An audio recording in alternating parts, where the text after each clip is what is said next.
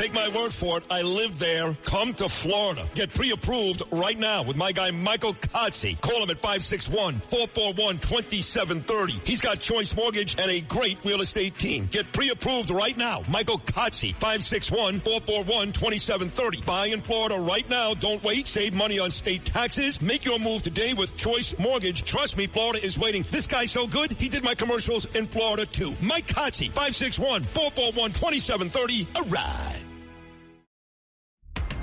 This episode is brought to you by Netflix. So Netflix is basically Santa this year.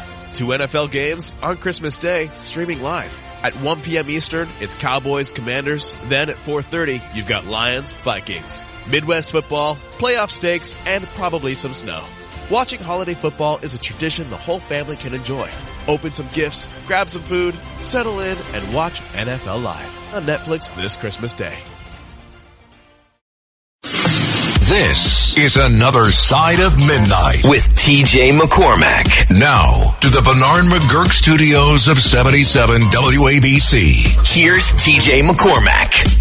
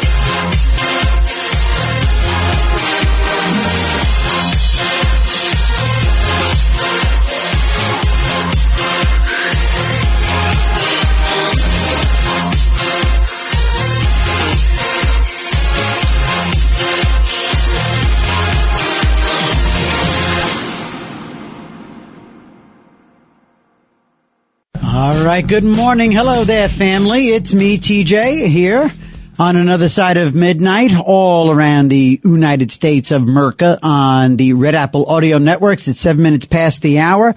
1-800-848-9222, 1-800-848-9222. Already I sound typical. Already I sound normal. Already I sound like so many other, I don't want to sound, here we are, here's the thing, and there it is, and over there, and hello, good morning, and there it is. I gotta stop that. I'm trying to be unique. You know? I'm trying to bring something new to the table, and that right there, I'm sorry, it was just too de rigueur.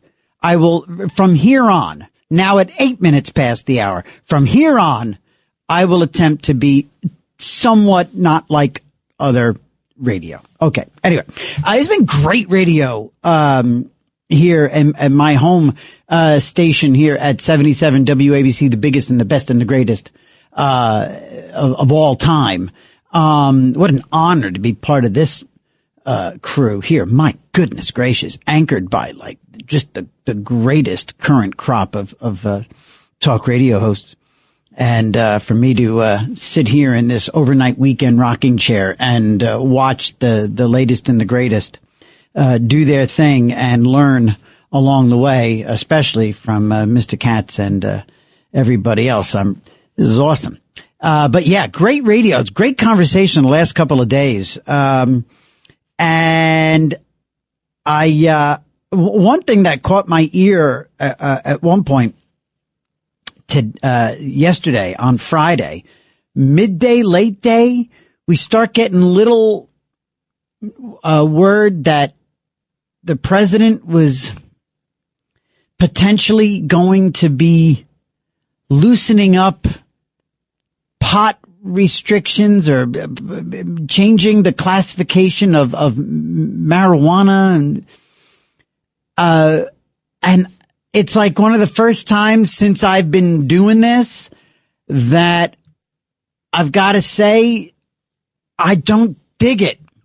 I just don't love it.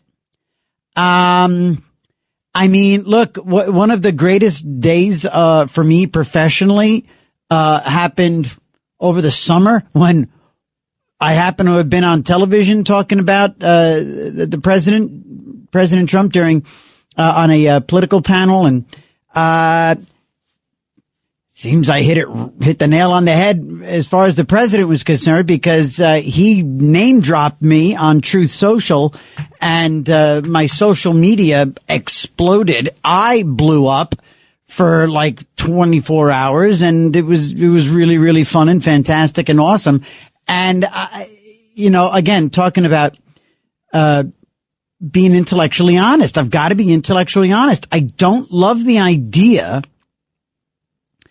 of normalizing recreational marijuana use. I mean, and there are exceptions and exceptions and exceptions and exceptions. There are nuances, as with any other big subject. But with this one, I just keep thinking it's a lefty play. It's a play from the left. To want everybody as dumb and slow as possible. And yeah, there's revenue to be had, and there's tax breaks to be had, and there's votes to be garnered, and there's demographics to maybe be courted, and hopefully put a few more votes into the column. I can see that being why somebody, this just strikes me as one of those moments where it was like the last person in the president's ear. The last person who had his ear, somebody on the golf course, somebody in the Oval Office, somebody in an elevator, somebody on Air Force One, somebody on in a lunch, a buddy, a pal, a business person. There's so much money to be made. And there's so much to be regulated and litigated. I mean, it could have been an attorney in the cannabis world. It could have been a wholesaler. It could have been a farmer. It could have been a guy in a man or a woman in the fertilizer game, the agricultural side of the whole cannabis. Who the hell knows?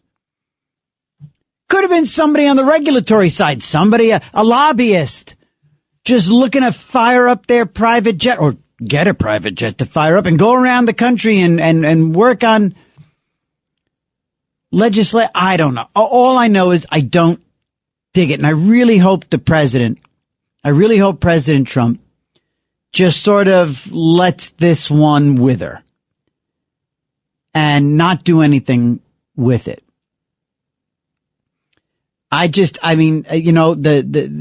are differences, but, people say, well, alcohol is a whole lot worse. Well, no, not necessarily. What were some of the numbers I heard? Some of the numbers I heard, and these are, I'm paraphrasing these numbers, but it's definitely in the ballpark. Something like 1 in 60. 1 in 60 drinkers. 1 in 60 people who drink alcohol do so once a day, do it daily. 1 in 10 pot smokers smoke every day, multiple times a day. And I'm not talking like a teetotaler. I'm not talking because of my well-established sobriety. I'm not talking sober and everybody's got to be sober and I don't want to, if I can't, you can't. I am not holy rolling. And I ain't rolling holy, and I ain't saying rules for me, rules for you. It's not that. It's just also the pot today, especially the cultivated commercial pot. It's just exponentially stronger and absolutely more addictive. And it does more stuff to you. And again, there's very few ways to determine whether or not someone is driving under the influence of marijuana. Every time I say marijuana, I sound like a preacher with a Bible. But also the half-life. If you tie one on this Christmas season, and you sleep it off, you sleep it off. It's Gonzville. Pot, weed, as I try to make myself a little bit more accessible. Weed, the half-life of weed, apparently weed stays in your system for like days. Or at least like an entire day, hours and hours and hours longer than booze. Booze, you sleep it off, you pee it out, it's gone. Weed, man, that lingers. Weed lingers. And so, this really wasn't a massive burning issue for me, no pun intended. But I just wanted to sort of open up the program with this bit of intellectual honesty. I just wanted to say, get it out there that, again, you never know when he's listening. You never know when he's listening. I didn't know he was watching me on TV that day. But President Trump watched and he name dropped me and said, I know my stuff. Republican strategist TJ McCormack knows his stuff. He's great. Bang, zoom. My phone and my life blew up for like a whole weekend. It was crazy. It was great. Anyway, this is just how I feel. And so, I just don't want to see it. And look, medical marijuana, medical cannabis oil, and all of the wonderful stuff it can do for people, with cancer, for people, who are doing, chemo, in terms of, mitigating nausea and enhancing, appetite, and it's an anti-inflammatory, I understand, and it can mitigate seizures in little kids. I mean, the cannabis oil, it seems to be a nature's miracle. And so rock and roll with that. Go nuts. Go. Dispense that oil. Medical. It's the recreational stuff. There's a town in Long Island that banned it. That I love it. There's a town in Long Island that went ahead and banned the public smoking of weed and kept cigarettes legal. So good, good for them. And I'll find that. I mean, that was in the news for a couple of days there. But, here it is right here. Long Island town, smoke them if you got them, just not like Long Island town passed a ban on smoking pot in public. Good. A move applauded by residents from New York Post. Applauded by residents fed up with the ever-present smell of marijuana. Said there's a time and place. Glen Cove, Long Island. First municipality in the state to enact a ban since recreational weed was legalized in New York State. So anyway, so there's that. And, I just really, I'm hoping that, the president moves on from that and does not make any sort of federal moves because it's still, it's still illegal at the federal level. It's states and local municipalities that are making their own. Well, it's not illegal, but it's classified as, and maybe somebody can actually help me also with that. All right. So listen, we're going to take a quick break here. We got the full lines here. I have definitely touched a nerve and I'm happy to have done that.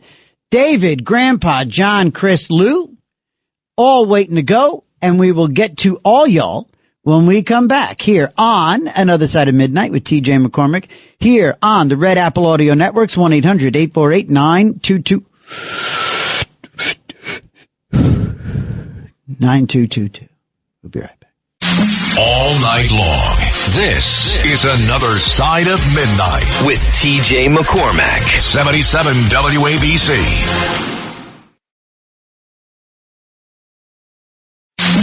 It's Another Side of Midnight. Political humorist TJ McCormack. Now, to the Bernard McGurk studios of 77 WABC.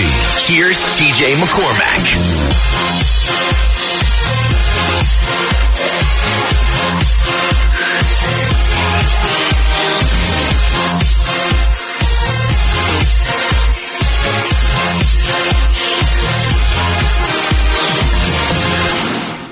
1-800-848-9222. My name is TJ McCormack. This is Another Side of Midnight on the Red Apple Audio Networks, coming to you from Midtown East right here in Manhattan. Freezing outside.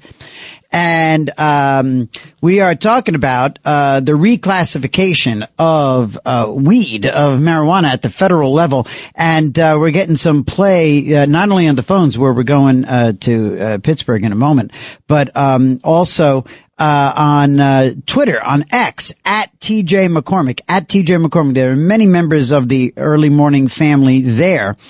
And Marianne chimes in, our one and only lovely Marianne, says, I agree with what you're saying about marijuana since it's become legal in New York. I smell it throughout my neighborhood, and many times I smell it when cars drive by. Me too, same here.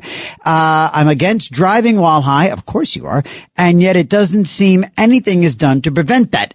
And again, that speaks to rolling it out without a plan. It's my understanding, and if there's a cop out there, if there's an attorney out there that would like to refute this, it's my understanding that there is no one individual or two real go-to rock solid, reliable methods to determine the degree of inebriation with pot. So, there's no breathalyzer, maybe there's a blood test. I don't know, but you can't administer a blood test like right there on the side of the road, So it's, and sure, I smell it. I smell it when I'm driving home after the program, arguably the most dangerous time to be out there on the road with insane people who are coming home from insane nights. And I'm driving up the FDR here in Manhattan, and, in the nicer weather, if the window's open, and boom, you smell that weed coming in from another car going 60 miles an hour, into my car going 60 miles an hour. Bullet, spelled like the Steve McQueen movie. Bullet on X says, I think the reclassification is more of a banking play than anything, legalizing the deposits made from that income. True. Just like I said, yes, that goes along with what I was saying. Whoever, very likely one of the last couple of people in the president's ear could have been somebody from that end of the deal. Somebody from that end of the conversation. Very possibly. the financial side of the weed conversation. And Catherine is over there, as always, Catherine Trunk and more than a few others. So, thank you to all the family over there on X. Let's go to David in Pittsburgh. David, good morning. You are on Another Side of Midnight with me, TJ. Hi, TJ. Good morning. Hello. Hey, they have advertisements on here, at least around here, that buzz driving is drunk driving, and you shouldn't drive buzzed. Yeah. Now, you spoke about marijuana laws or something like that with the Trump administration. Yes, sir. Tried to crack down on it and go against the states legalizing it. No. It sounds like Trump is actually going in the other direction and looking to join states that have legalized it at the federal level. Like he's going to reclassify the drug as a legal recreational option. And so he's looking to liberalize the federal stance on weed, which I don't like. Would that increase the neonicotinoid problem in this country? Now, you mentioned that pot is made a lot stronger than it was, say, in the 1960s. It's made more potent. Yes. Neonicotinoids are 7,000 times stronger than DDT back in around 62 when Rachel Carson wrote Silent Spring. 7,000 times these neonicotinoids are more potent. They will just use them, those types of farmers growing marijuana or pot or whatever, Panama Red in America with climate change, or they will use those neonicotinoids. They're systemic. Yeah. Well, they get into the... Yeah, go ahead, David. Sorry. They get into the plants. The seeds are coated with them. Even with neonicotinoids? Neonics or neonicotinoids. Neonicotinoids. Okay. Pesticides. I had one of those removed from my what? Pesticides. They're used on golf courses extensively. Oh. And in people's front lawn products. Or lawn products. Gotcha. Oh, so like Green Thumb companies use neonicotinoids. Thank you, David. I got to jump.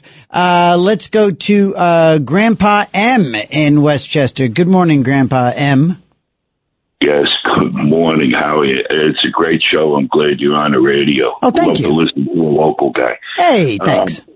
Yeah, I know where you come from. You tell everybody on your driving habits. And then you can yes. But anyhow, this thing on reclassification, marijuana, cannabis is a class 1 drug, and that is no medicinal value. Okay. What they're looking to do is remove it from that classification.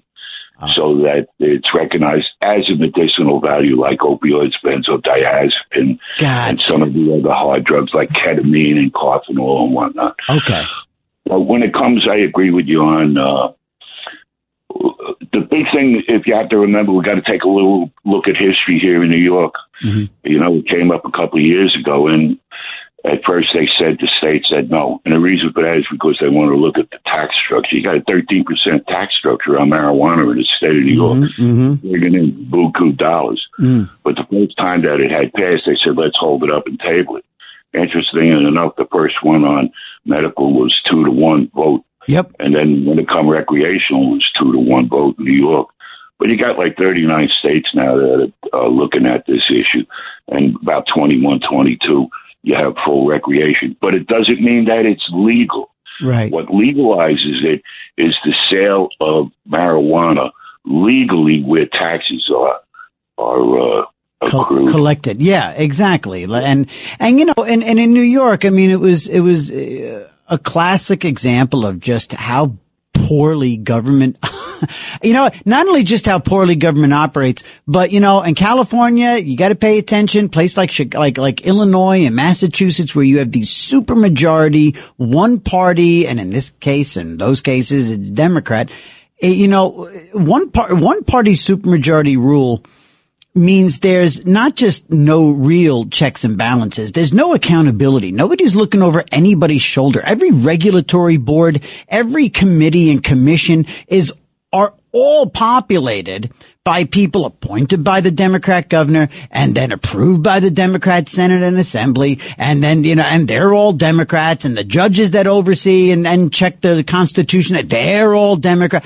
And so you had this awful rollout of legalized weed where, they even one of the statutes, correct me if I'm wrong, Grandpa, but even one of the statutes that said how many feet away from a schoolhouse, like how they would determine the front door to the weed dispensary, that was poorly worded to where they had to actually stop the opening of additional dispensaries because they had to go back and actually rewrite the statute because they had screwed it up. And it was something like where it was able to be within 50 feet and not 500 feet or something like that. Some kind of crazy, egregious error. Yeah, if I got it right, if I could, I'm 84 years old, so I struggle with my memory. But if I remember correctly, it was supposed to be 1,500 feet from a school. It's almost just like smoking cigarettes. You can't go, smoking in the school district. And I think that's what holds true. But what's important here, you touched on something about regulatory. Mm-hmm. Those that use cannabis have to self-regulate their consumption. And what I mean by that is once you think that it's okay to do it legally outside, you go outside and do it. Right. Take it back into the house or wherever it is that you did it quietly where you didn't disturb your neighbor. Right. Yeah. And don't go out driving your car, because you're right. The reaction time physically, mentally, is a little different than it is when you're straight. But then again, there's a lot of straight drivers out there. Clearly, absolutely. There's a lot of bad drivers, but no, certainly, and again, the half-life of this weed, you wake up and it stays in you, and what, you wake up with a hangover, you got the headache, you can go out, you can buy a bagel and a coffee and come home and, but with the weed, Yeah, well, with me, like I said, I'm 84 years old. I retired from state, after working 30 years at 60. And I went back to school because I was doing a little street work with kids. And I got an opportunity to go back to college, and I didn't have to pay for it. And I took it. And so for 2 years, I studied, treatment of addiction with the NCAAD. Yeah. I went back to my community because Oasis has strict rules. Yes, Oasis, Right, you can't practice nothing by yourself. That's another rule that should be changed too. I did. Yeah, I worked with Oasis. Yeah, real quick. Too many dispensaries here in the town of Cortland, the city of Peekskill. You got one in Cortland, you got one in Peekskill. Oh, They want to add 3 more at the Peekskill and a grow house. Yeah, and you know what, Grandpa? You know why they want to put it in Peekskill? Because there's a population there that is susceptible to this, and they want to dumb them down. They want to dumb them down and keep them dumb and keep them off work and keep them on the dole. Grandpa M, thank you for your call, brother. Thank you very much. And yeah, that is so damn disturbing to realize that, again, don't tell me that, don't tell me they don't know exactly what they're doing. Those lefties, don't tell me they don't know exactly what they're doing. I'm gonna 1-800-848-9222, 1-800-848-9222, talking about changing reclassification of weed at the federal level. I don't want the president to do it. The states don't need any more help. We don't need any more liberal approach to weed. And yes, I'm a recovering alcoholic. I'm not holier than thou. I've been there, and I guess I know I've been a slave to cigarettes, and I know exactly how addictive all these other things are. But you know what? Weed is just, it's quietly dumbing down such a huge portion of this country. I sound old fashioned. I sound like a guy who, preaching here, but I promise I'm not. John in Long Island, line 3. Good morning, John. Welcome to the program. Good morning, TJ. How you doing? I'm well, thank you. Thanks for calling up. Good to talk to you. Sure, absolutely. So it's a personal subject, and also, I think it's very interesting. So your last caller was absolutely correct. It's a Schedule 1 drug, and I always laugh at that because they say no medicinal use. If there's a drug with no medicinal use, that's a Schedule 1. And then you have Xanax, which is a terribly dangerous drug that's killed so many people. You can't mix it with alcohol. You can't mix it with other drugs. You die. And that's a Schedule 5 drug because they prescribe it for, like psychotherapists, whatever, prescribe it to people. Anxiety and yes. Right, but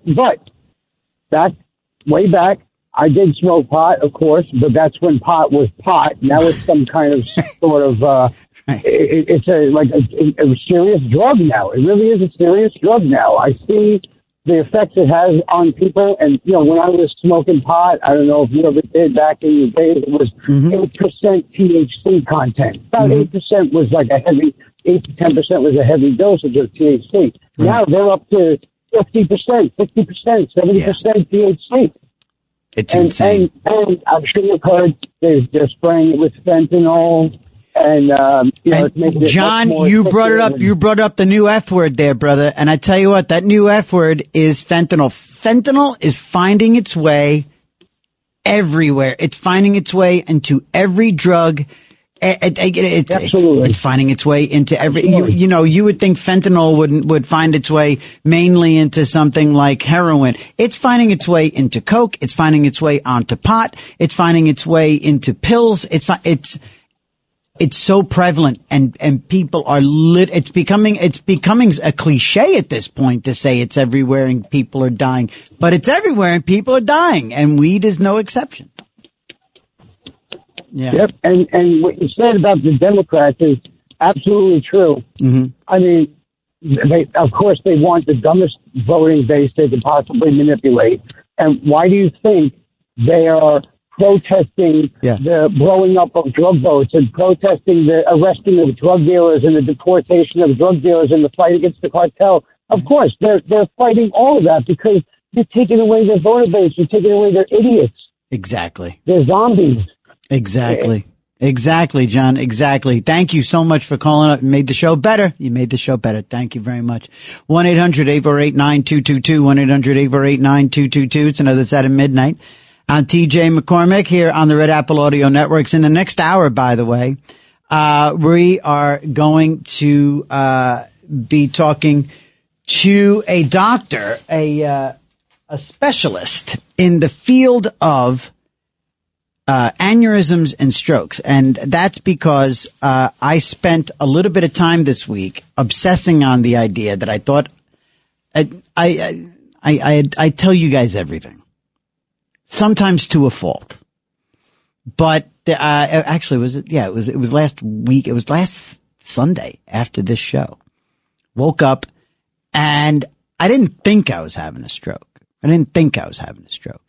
But I woke up with a really sharp headache, and I started thinking about an aneurysm, and I started obsessing, obsessing-ish, but enough to the point where I was distracted and irritable. And so that got me thinking, and I really started going down a rabbit hole. And then I went on WebMD. We're going to talk about that. You cannot go on WebMD. If you like me, you cannot go on WebMD. Anyway, we're going to talk to Dr. Jeremy Liff in the next hour about strokes and just an interesting conversation. We also touch on some of the conspiratorial stuff about COVID and the COVID shot, and did that contribute? So it's really, really cool conversation. Very, very cool, real smart guy. It's coming up in the next hour. 1-800-848-9222. We continue our conversation about changing the reclassification of weed at the federal level by the president. Really hope President Trump does not do this. Chris in the Catskills. Good morning. Welcome to the program. Good morning. Good morning, TJ. Hello. I always appreciate the quality of your radio program. You and I have had some good conversations, yes, since you took over.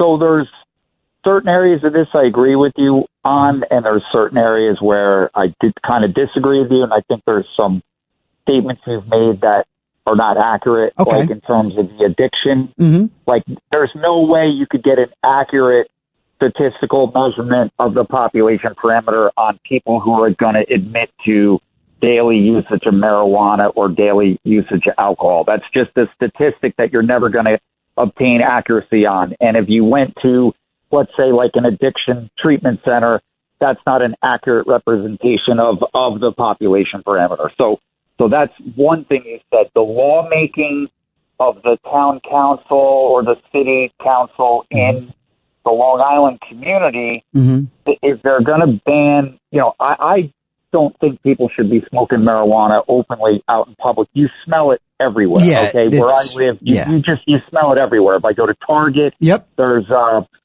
I pick up food for my elderly 85-year-old neighbor that's dying from cancer from a food pantry, get her hot meals. There's a Domino's Pizza. This is in Kingston, New York, on Broadway. And all the delivery drivers, they're out there smoking it right in front of the Domino's Pizza in the middle of the day. And, I've smoked marijuana a lot when I was younger. I got bullied and picked on.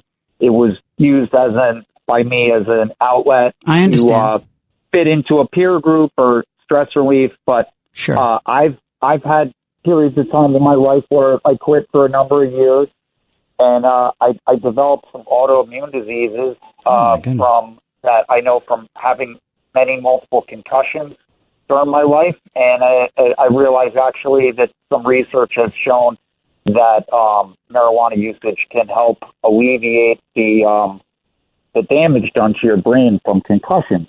But having drank alcohol during high school and college, and I developed, digestive issues, and I couldn't do it anymore. So I've done both. Yeah. And I don't know if you've done both or not, but alcohol is far more of an intoxicating and more intense euphoric effect than marijuana. And in terms of the THC content being higher, so if somebody were to smoke a joint or a bowl, you're only going to need 1 to 3 hits, and it's actually less addictive when the THC content is higher, because marijuana that has a low THC content, people are smoking 2 or 3 joints of it to try and get an effect. But it's far more complicated than that, because there's different strains, just like alcohol. There's different types of alcohol, different genres of alcohol that give you a different different proof effect. And different alcohol content. But alcohol is just as equally a gateway drug, quote unquote, if not more so. Like, for example, and I'm not saying anything. I'm sure whether you yourself being a professional entertainer or people that you socialized with where you were drinking alcohol, I'm sure there were times where you saw people doing cocaine. You may or may not have decided to experiment with it yourself. So it's kind of alcohol is a gateway to cocaine, whereas marijuana is not a gateway to cocaine because of the type of euphoric effect. I'll tell you what. Well, no, okay, Chris. Now, here's the thing, Chris. My personal experience with all this is based upon my experience in recovery.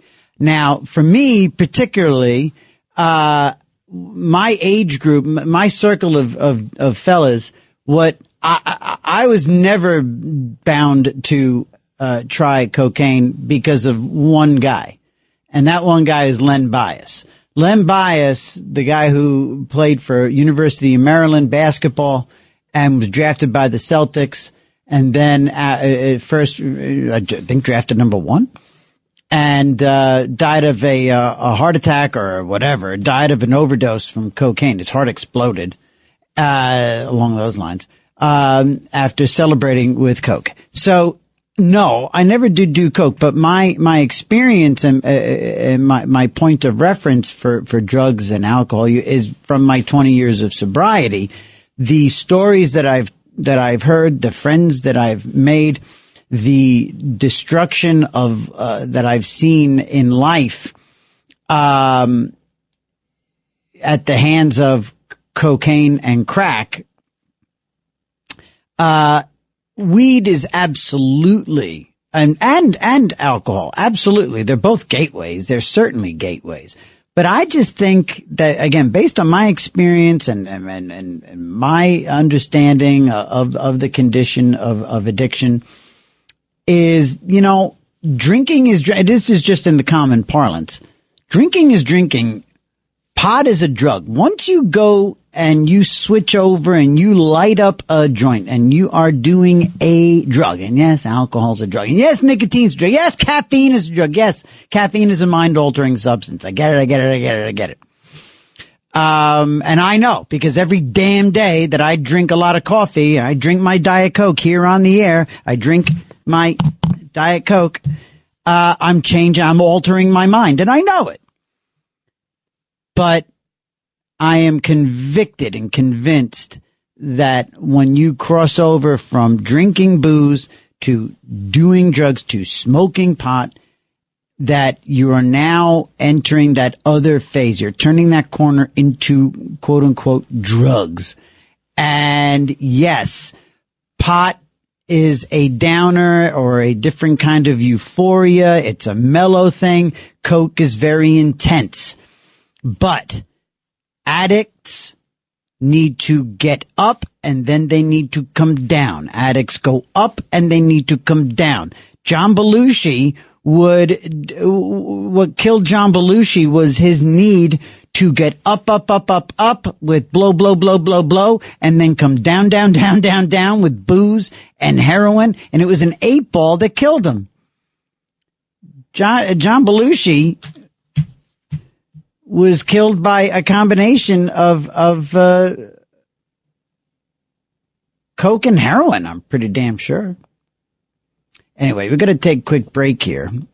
And thank you, Chris. And yes, so it's always a very, very good conversation with Chris from the Catskills. Very grateful that you called in, buddy. Interesting to agree and disagree on the same subject. 1-800-848-9222. Pamela's waiting. So is Rick. We're talking about the reclassification of marijuana. It's like an age-old debate, and it's really raging now. Is it a gateway? Is it not? Is it harmless? Is it harmful? Is it stronger now? Is it more is the THC level higher? Yeah, clearly is. It is just nasty. It is just a nasty, and here comes the curmudgeon. Here comes just the curmudgeon out of me, is that, yeah, it's nasty. It stinks. And, it's one thing to be at a party and walk outside into the backyard and you smell weed. Okay, boom. It's one thing to be sitting on the beach and you catch a whiff of it. Yeah, boom. But 7:15 in the morning, you're walking briskly on your way to get to that early morning meeting, and you're walking through a cloud of nasty skunk. And you're standing around looking at a bunch of people getting high at 7:15 in the morning. Yeah. Right? All right. Listen, we'll be right back. 1-800-848-9222. Pamela's waiting, so is Rick. And you may call as well. 1-800-848-9222. It's another side of midnight with me, TJ, on the Red Apple Audio Networks. All night long. This is another side of midnight with TJ McCormack. 77 WABC.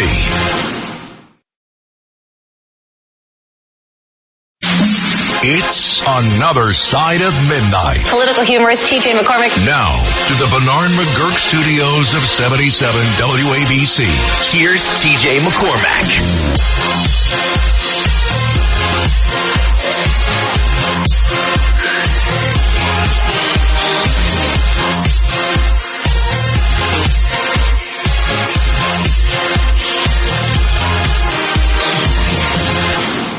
Good morning, gang. Good morning. 'Tis the season, and I'm a sucker for it. So we're playing Christmas music. Happy Hanukkah coming up. Sunday evening, the 14th, Sunday evening. Tomorrow evening is the beginning of Hanukkah. 14th through the 22nd. 8 great days and nights. 1-800-848-9222 from the corner of 49th and 3rd here in Midtown East Manhattan, where it's like 24 degrees outside. Good Lord. 1-800-848-9222 talking about the reclassification of marijuana and other things. And in the next hour, we're going to talk to, Dr. Jeremy Liff, a board certified neurologist, and going to talk a little bit about strokes and aneurysms, because I was kind of obsessing on it, and I figured, you know what? Plus, kind of New Year coming up, we're going to talk a little bit about different ways you can change your lifestyle and avoid that sort of thing. And we'll also, at some point this morning or tomorrow morning, we'll talk about why people like me and maybe you should not be over there on WebMD diagnosing ourselves. If you went by my way of thinking, if you went by my own self-diagnoses, I am a 17-time survivor of 14 kinds of cancer. As far as I'm concerned, on WebMD. Self-diagnosed. Let's get to Pamela in Jersey. Pamela, good morning. Good morning. Hi. I think Alvin's vaping too much helium. But, it's all a racket. They destroyed the tobacco industry. Mm-hmm. And politically, maybe that was a way to control the South, a certain political party. Mm-hmm. And they replaced it with pot. And it's stronger now. And, I love people who try to rationalize drug use, I grew up around it, sure. The 60s and the 70s. I mean, it was everywhere. I remember the local bus. I couldn't have a school bus because I wasn't far enough, but yet it was far enough to take a regular city bus. Uh-huh. And, it was just full of pot and, it smelled like stinky socks. Yep. I hated it. I really hated it. And listen, I'm not being a Pollyanna about it because I do, it's sad. They're against the pharmaceutical companies with painkillers. Somebody's dying. Right. But yet everybody's walking around like zombies. And it's true. It is happening. Yeah. Sometimes I'm naive to it because I'm not a drug taker. Right. And even in school, sometimes I wouldn't know. And then my husband said, well, he's a pothead. And I'm like, oh, that's why he's acting like that. And so, I know that people are under the influence right now. Sure. It's everywhere. Yeah. And it's really scary. You can't have a conversation. They look right past you. Yep. And the reason why the feds will take it over now is you can't be arrested federally, and then the feds can take a piece of the action. And that's, we're replacing one drug with another, drug with another. Mm-hmm. And, fentanyl, of course, China is sending it in to kill us and destroy us. Yeah. And American public is stupid enough to take it and destroy themselves. And yeah, I'm saying stupid. Yeah. You know what? Because you have a choice. When I was a kid, I never knew how scared my parents were that we were going to become drug addicts because it was so prevalent. Yeah. And I didn't realize it because I was not interested. My siblings were not interested. We just didn't have the thing for it. I don't like being out of it and smelling like stinky socks all day. And yeah. No, you're right. And yeah,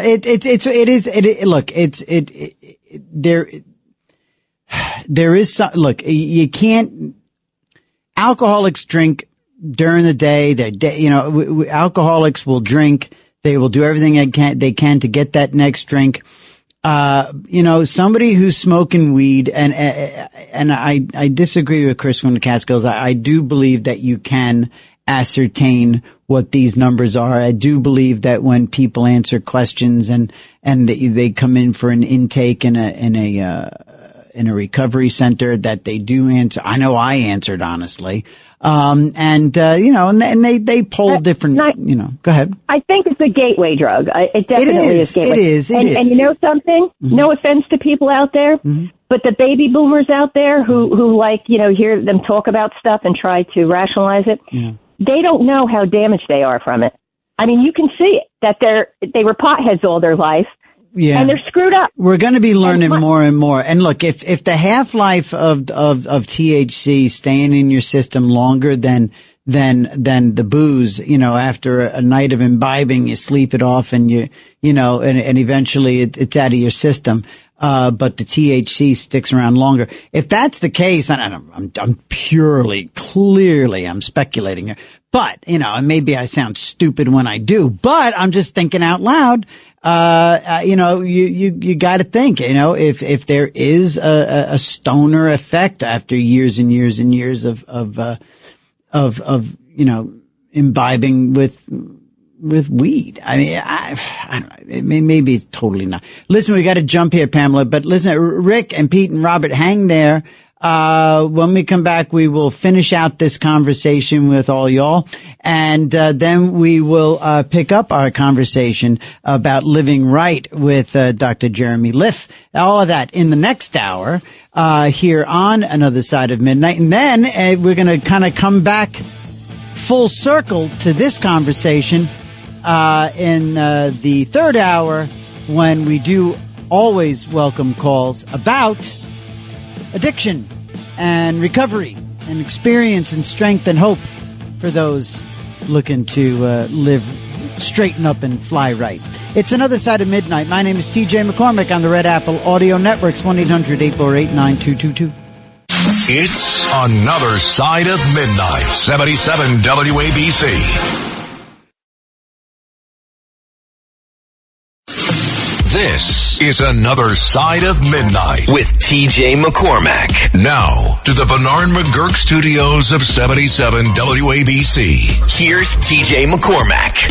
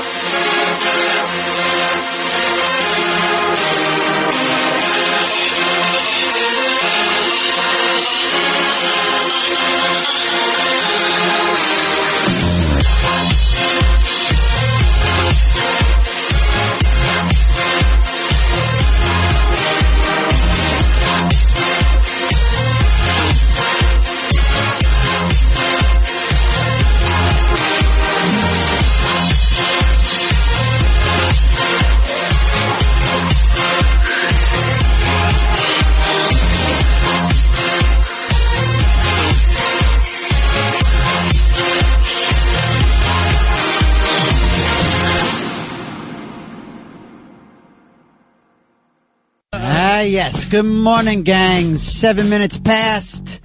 And we're going right along here on another side of midnight. It's me, TJ, and we are all around the country on the Red Apple Audio Networks, and you can listen to us all over the ding-dang world on WABCRadio.com. And good morning. Really grateful that you're here. Grateful to have this conversation. We're talking about, Trump who's floating the notion that he might next month or soon, sometime next week, could be gonna reclassify marijuana, THC, cannabinoids, neonicotinoids from it's a class 1 drug, and they're going to reclassify it and make it decriminalize it at the federal level. And I mean,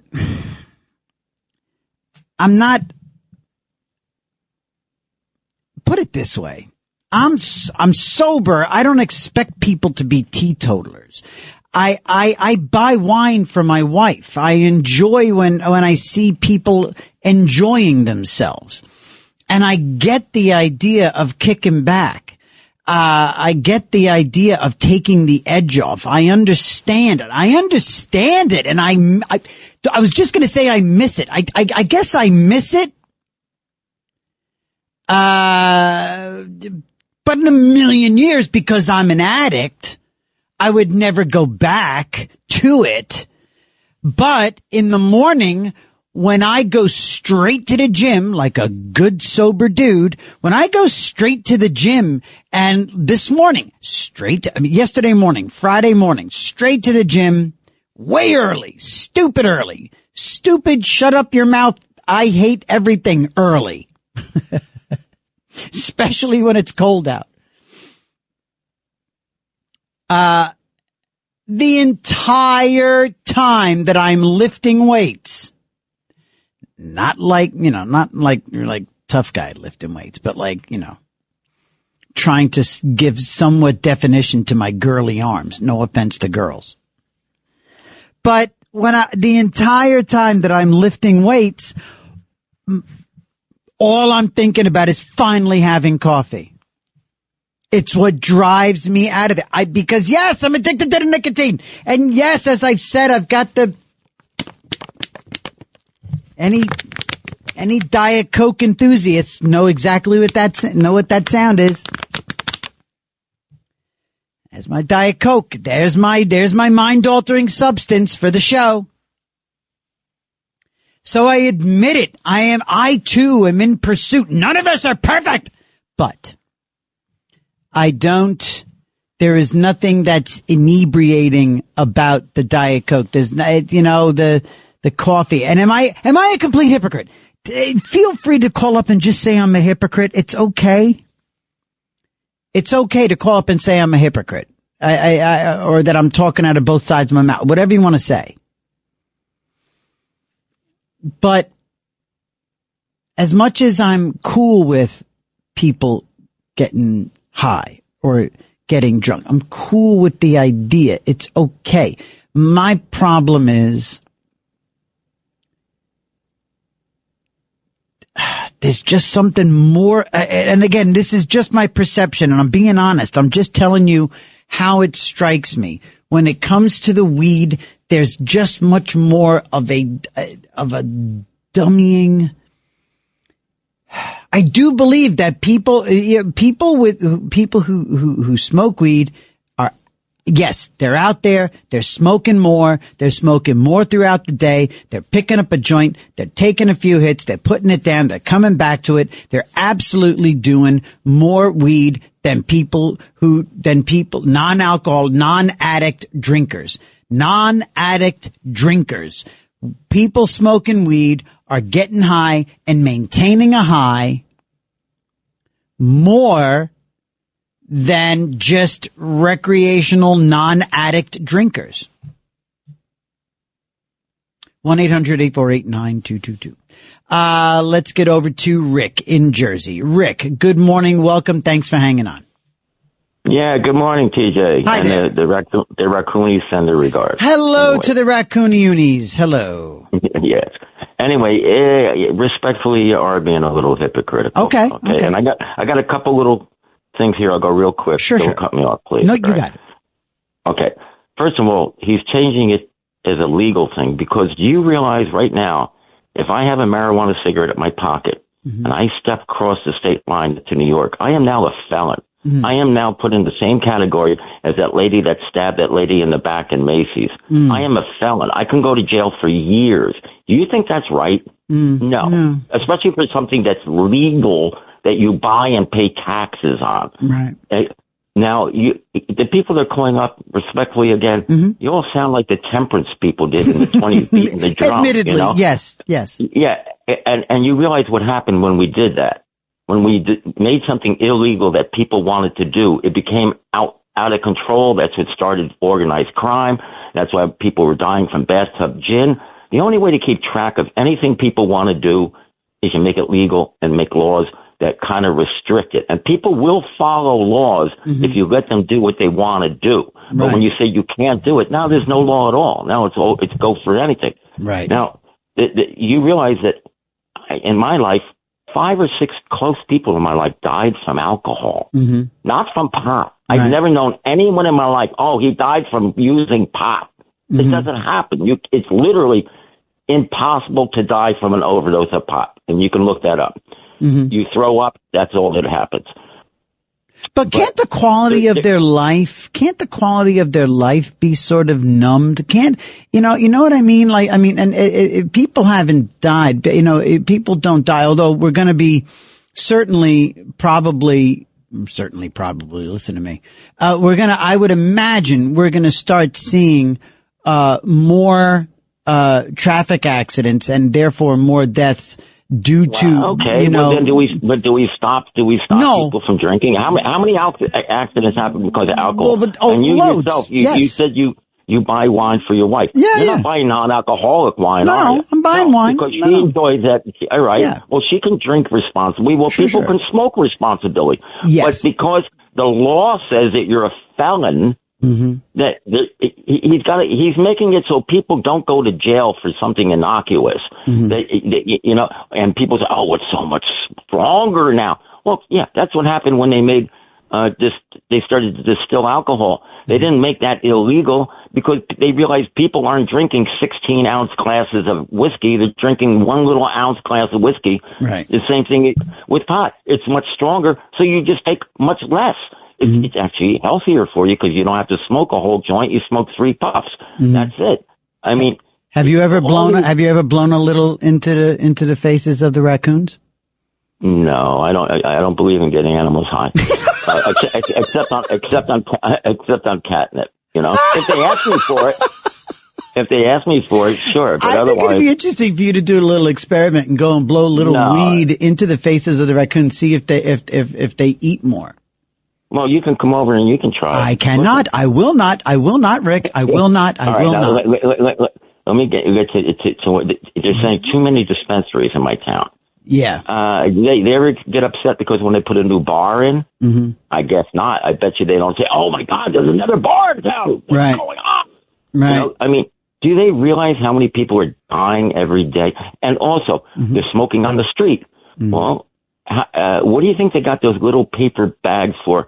There's a lot less drinking on the streets than there is. No, I mean, really? Do you think everybody going by with a paper bag? I don't see I don't see the paper bags as much anymore. I don't. Yeah. Well, okay. Nah, I really don't. But thank you, Rick. Thank you, buddy. I want to make sure we get to everybody before we do our interview. But yes, I don't really see the drinking out there. I just don't. I think the weed is just and the other thing that really does disturb me is I see people who are like at work. I mean, that's another thing too. Yes, the days of the Mad Men martini lunches, that's over. Like, people, they might have wine. I think there is a frowning on drinking during working hours these days. But, there's delivery people out there smoking with, like we just heard somebody talking about the pizza delivery, but Amazon delivery. And again, I remember when I had like an actual regular day job a few years ago, and I was walking through the city from Grand Central to an office, at like 7:15 in the morning. I realized that I was smelling a ton of weed, as I walked past a couple of different construction jobs. These guys, steel workers, glass workers, glaziers, I don't know, but they were waiting for those elevators to go up in those buildings. There are skyscrapers in Manhattan that were built by people who were getting high. That cannot be a good thing. That cannot be a good thing. Let's go to Robert, North Carolina, line 4. Good morning. Good morning, TJ. Hey, how are you? I could speak on the subject as a recreational user. Okay. And someone who self-medicated years ago. Okay. Okay. When I was in my teens and 20s, I had depression. Okay. So smoking weed was good for that. It gave me a mental boost without knocking me out like drinking would. Right. And making me stupid and sloppy. Mm-hmm. And also it was good for creative pursuits like writing poetry, drawing in colored pencil. Right. So it was therapeutic for me. Did it help you?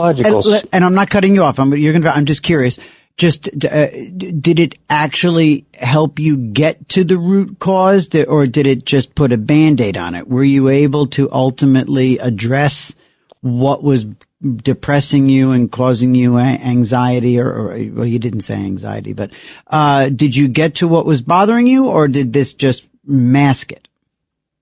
Yes, I did. Good. Okay, cool. And then once that happened, I began to smoke less. Mm-hmm. Mm-hmm.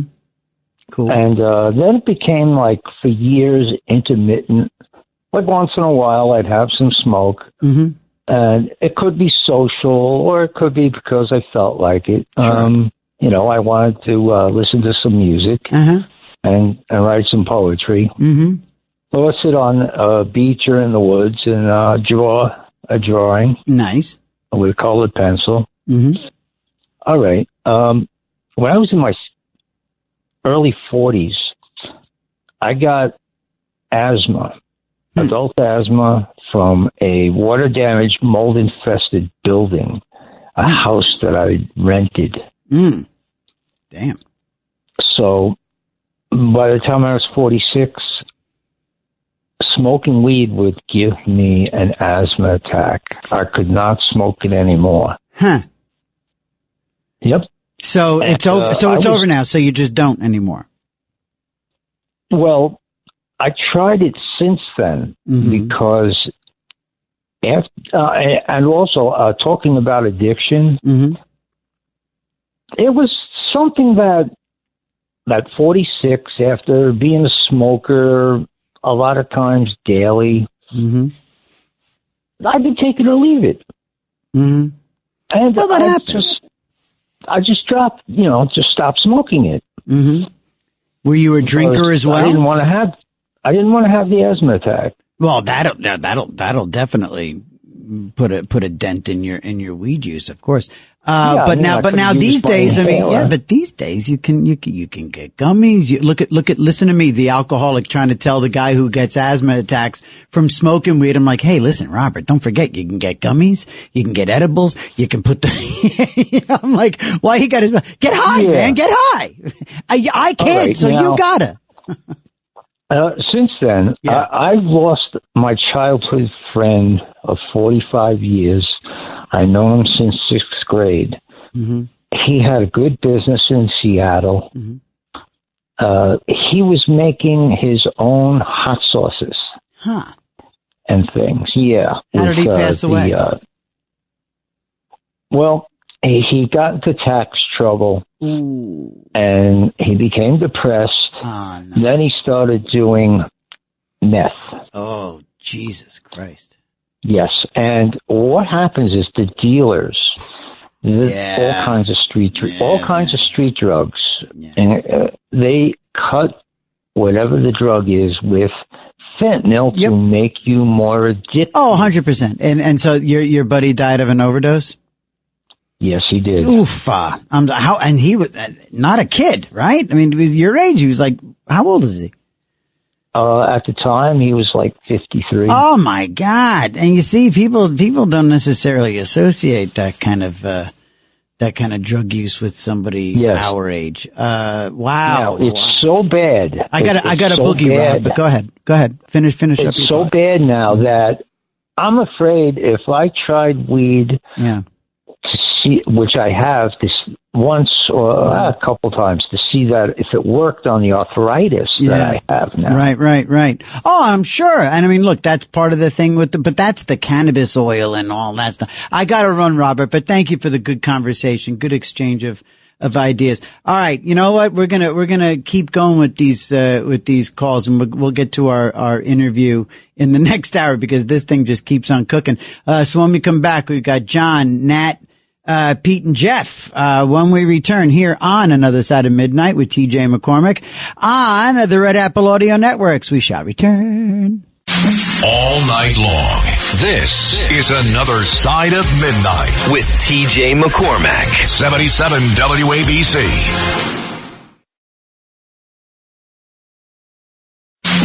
It's Another Side of Midnight. Political humorist TJ McCormack. Now, to the Bernard McGurk studios of 77 WABC. Here's TJ McCormack.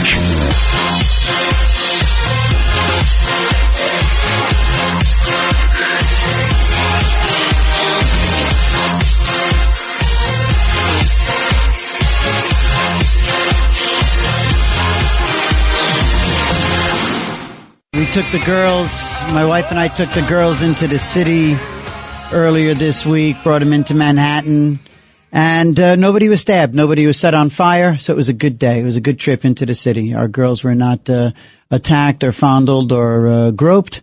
Nobody was pushed in front of a taxi. We were not, there was no blood drawn. It was good. It was good. Good overall. And we saw the tree.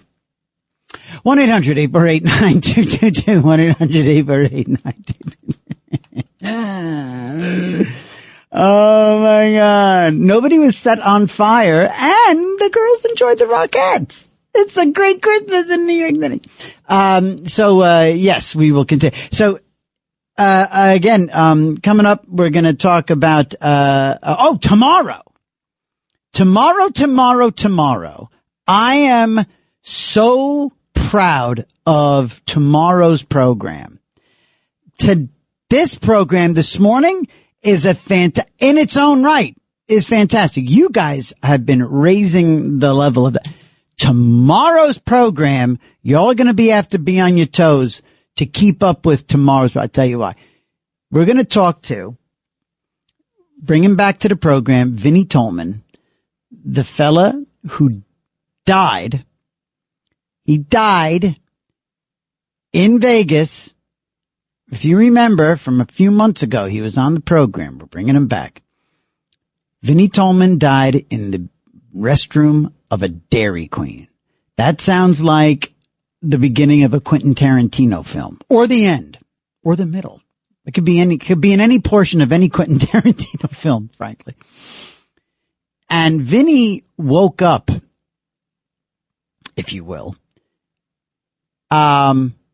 hours later, in a body bag. Okay? He had an experience. He had a journey like you've never heard before. And we're going to talk about that. What happens on the other side. Vinnie now coaches people on understanding their next life experience for people who have, who want to embrace the notion of passing on, and people who have had near death or death and then coming back from death experiences. And, so we're going to talk to Vinnie on Sunday morning. And then a very, very cool guest. There's a fella in London, and he is he's a social media content creator. And on Instagram, he goes by Pickpocket London. Now, he's not a pickpocket. This guy is kind of a modern day Robin Hood-ish.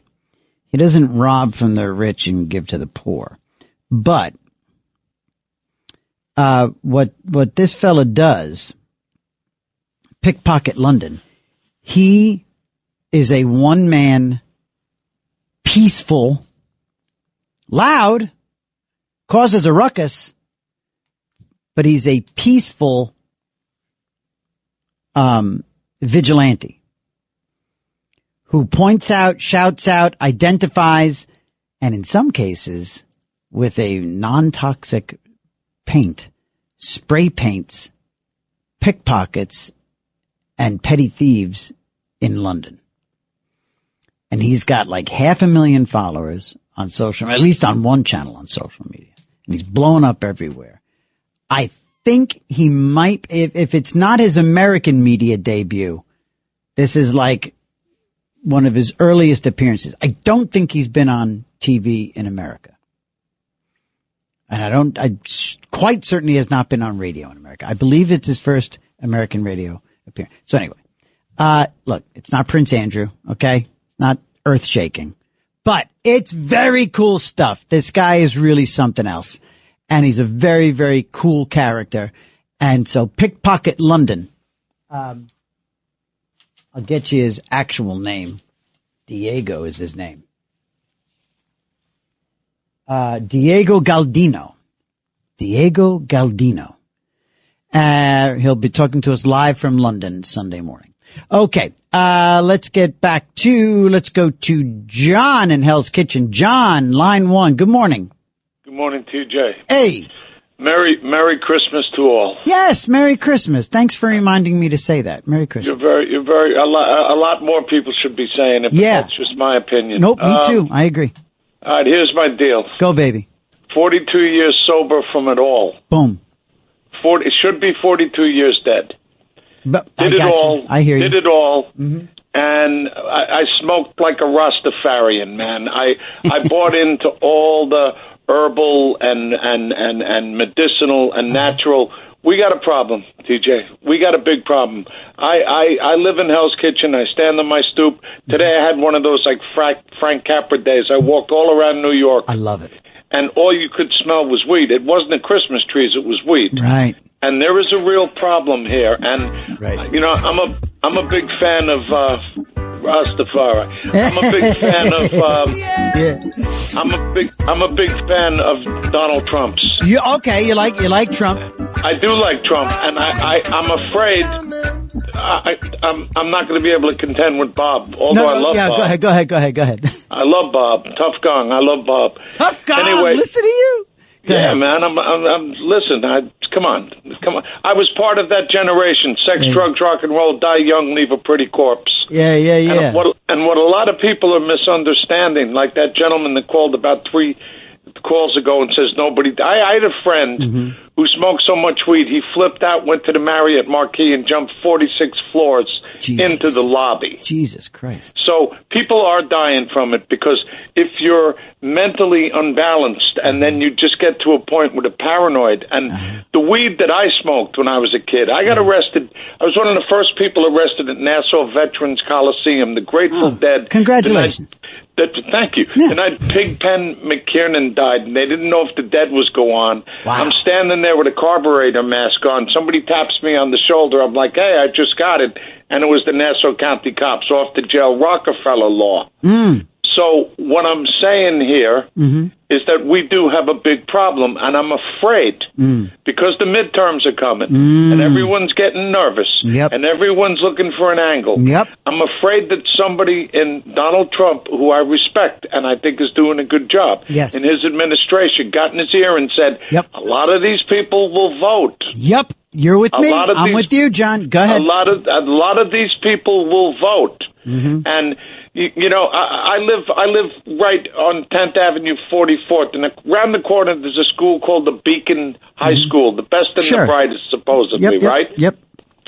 and there was a weed shop right on the corner. Mm-hmm. And when they first opened it, and I was watching these kids, and I don't want to be a hypocrite. Mm-hmm. I can't be a hypocrite because I did it all, man. Sure. I have people, I recently had a family reunion where half of the people there said, you're the first guy that handed me a doob, man. I mean, it's the truth. I can't be a hypocrite. I get it. Can't be a hypocrite, but we do have a problem. Nikita Khrushchev, 1962, said, we'll get you from within. They got us from within. The Trojan horse is here, and it's all green with, like, red hairs in it. It's like a $1,000,000 Trojan horse. And we got a problem here because I see these people, and being an ex-stoner, and you're a person who speaks about your sobriety, and listen, we're just on a daily reprieve, That's man. all. I mean, Just a daily reprieve. Like at any moment, if I open my hallway door now here, the demons are out in the hallway playing that Bob Marley music, going, "Yo, let's go, let's go, come on." Oh yes, absolutely. But what I want to say is that I see some of these people, and I'm just doing a sociological overview and watching them. They're on psychotropic drugs, gummy bears, smoking weed, maybe a couple of drinks, driving a bus. Yeah. It's really something. It's a systematic problem that needs to be, and the thing that gets me, like I said, I can't throw a brick at the window because I've had to have that window replaced 50 times because I threw cinder blocks. Right.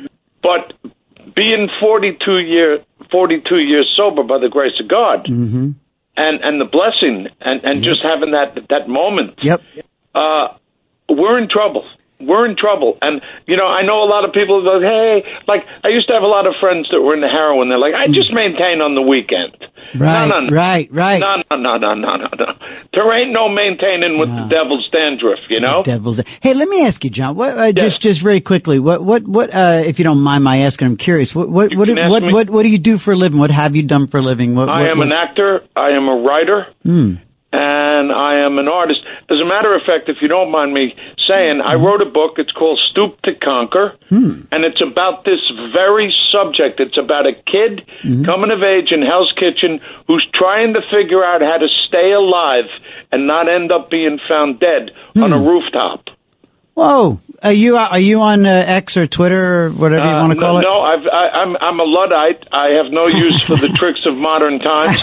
But my book is available on Amazon, and I'm not doing a pitch here. It's you know, when I wrote this book, and I'm an actor. My name is John Michael Bolger. I don't mind giving my full name, and I've had a nice career. And when I wrote this book, I remember one time I went to one of these interviews, and they asked me, "What do you want out of this book?" And I said, if this book can save one kid, that's all I want. It's worth it. I don't want a movie deal. I don't want a Netflix deal. I don't want a house in the Hamptons.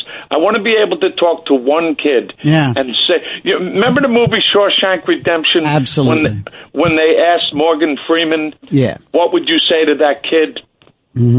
I try in my own way, and you do, because I listen to you, and I'm sure you do in your life. I try in my own way without not being too preachy, too overbearing, too heavy.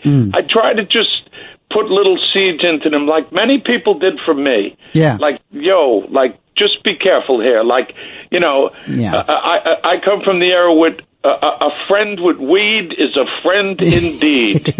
And you remember that, right? Sure. I mean, look, and listen, and I'm getting good practice with my daughters. John, I got to jump, but I'm gonna find you elsewhere so we can talk. To you.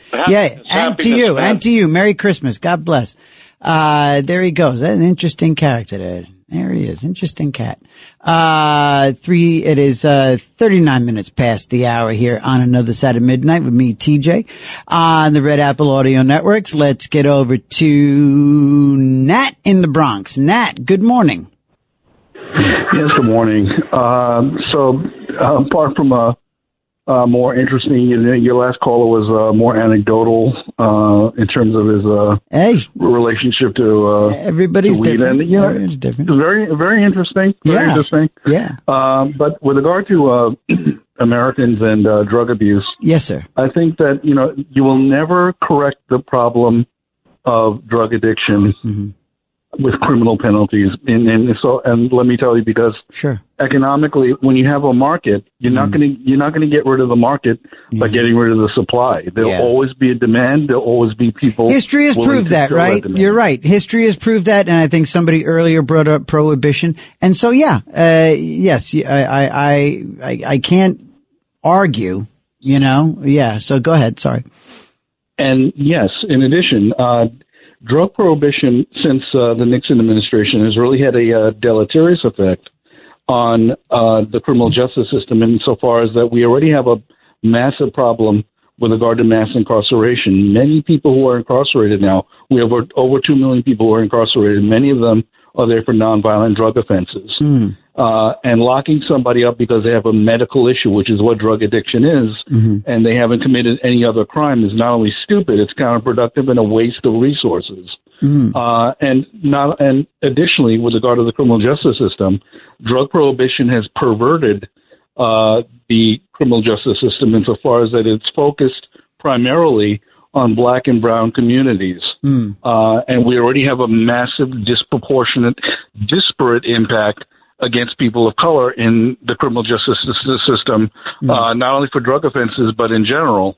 When you look at the reality is that most drug addicts, most people who are actively addicted to substances, are actually white Americans. And, cocaine, for example, white Americans are twice as likely as blacks to be cocaine addicts, but blacks, conversely, are twice as likely to be incarcerated for cocaine offenses than white Americans are. So, well, I guess you get caught selling it as opposed to, sniffing it. You're probably, you know what I mean? What do you think about how New York State went about the handing out of licenses for these dispensaries to primarily to people who had been incarcerated for drug dealing? What do you think about that? I thought that was a curious move on their part, almost like some sort of reparations. And I think it is a sort of like a way to compensate for the disproportionate number of blacks and Hispanics have been arrested for selling drugs. It's not that they sell more drugs than white Americans do. As I pointed out, there are more white drug addicts than there are black and Hispanic drug addicts. It's just that, again, there's more white people. I mean, there's more white people. Right. But it's not just simply because they have a larger percentage of the population. For whatever reason, like cocaine, for example, they have a greater tendency towards drug addiction in addition to absolute numbers of drug addicts. So I don't know why that is. I have no idea why that is. I don't know. Look, I mean, it's who knows? Cultural, could be cultural, could be probably cultural, man. It's probably, honestly, so much of it comes down to what people do in your circle. You know what I mean? Nat, I got to jump because I got to get to a break, but I'm grateful for your call, and anecdotal or not, that was great stuff. And you certainly brought it with the numbers and the references. So thank you, Nat in the Bronx. I'm grateful. 1-800-848-9222. We're talking about reclassification of marijuana at the federal level. We're talking about some real interesting stuff here. People, you guys know your drugs. Let's go to Jeff in Brooklyn Heights. Jeff, good morning. Thank you for taking my call. I just want to make a few quick observations. Yes, sir. Let me ask you something. Yes. I'm in Brooklyn Heights, Rolls-Royce land, the money here. Yes. There is a high-end pot shop that's been established in Brooklyn Heights. There's a lot of controversy about it. Let me ask you something. Yes, sir. How many pot shops and how much pot use there is in Peking? How many pot shops are there and how much pot use there is in Moscow? Zero. Okay? Third of all, I'm a 9/11 victim. My office was at 170 Broadway at Maiden Lane on that day. Yes. You can imagine what happened to my lungs. Okay? Sure. You can imagine what happened to my airways. This is not only one person. Hundreds of thousands, right? Certainly. Okay, now, Certainly. as I walk down the street, and I walk into a cloud of this stuff. What about my rights? What about the rights of everybody that has airway disease of any kind? You know what? Their rights don't count? Really? That's the way we work this country now? Really? I get the point. So it's politically correct, and it's just groovy. Everybody was in, the 60s. It's just groovy, generating pot smoke. And it's what you say is very true. You're walking down the street at 7 o'clock in the morning on a cold morning, and you're inundated with this stuff. Yeah. Okay? And the thing is that if you think that is in rocket fuel compared to what I had, what I saw in the 60s, it's unbelievably stronger. It's also laced with God knows what. Right, including fentanyl. All that is getting into my injured lungs. Why? And meanwhile, you can't smoke a cigarette in a park. You can't. People up until the legalization of weed, people would turn their nose up if you deigned to light a cigarette on the corner of 49th and 6th Avenue. If you lit a cigarette up out in front of your office building, people were condemning you just for being a smoker of anything. Now people are lighting up and getting high and stinking up the corner and stinking up underneath the scaffolding and stinking up in the park and stinking up, So yeah, it's a quality of life issue. It's a legalized broken windows issue.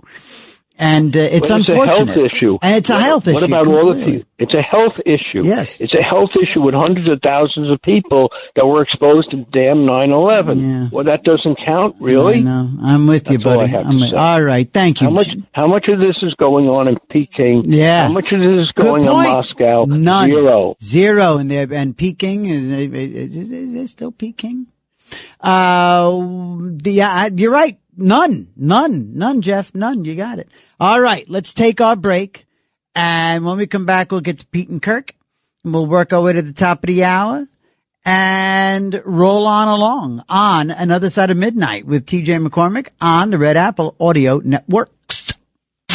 All night long. This is Another Side of Midnight with TJ McCormack. 77 WABC.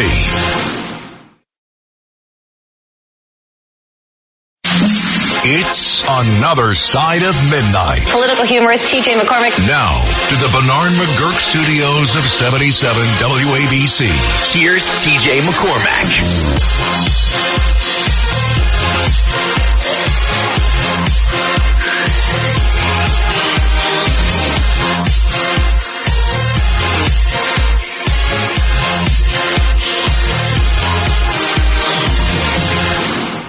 Good morning, gang. Hello there. Another Side of Midnight on another Saturday morning leading into a cold Saturday and then Sunday, which is Sunday evening, the beginning of Hanukkah. So happy Hanukkah to all who celebrate. Let's get over to Kirk on Staten Island. Kirk, good morning. Hey, listen, I want to dispel a myth. Okay. All right? Because they talk about gateway drugs. Yes, sir. All right? Marijuana was a gateway drug. My first drug was a cigarette. Certainly. And I've been smoking now for 54 years. But it's become more than an addiction. Because it's just something that he's so used to doing. And, but no, when they say marijuana is a gateway drug, no, because I started with the cigarette. And then I started smoking weed. Then I started drinking. And so do you still smoke cigarettes? Yes, I still smoke. Do you have, years. How old are you? 67. So are you disease free? Have you made it all this time without contracting anything terrible, or do you have some? No, I don't. I think, I have COPD. COPD. I'm suffering from that. My breathing isn't great.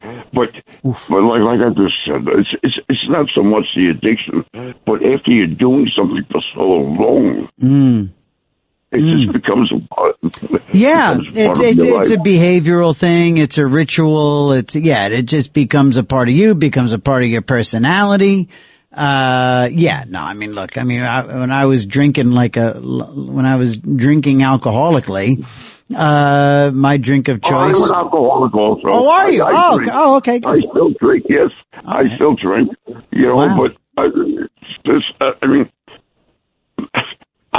listen. I started smoking when I was 15. Wow.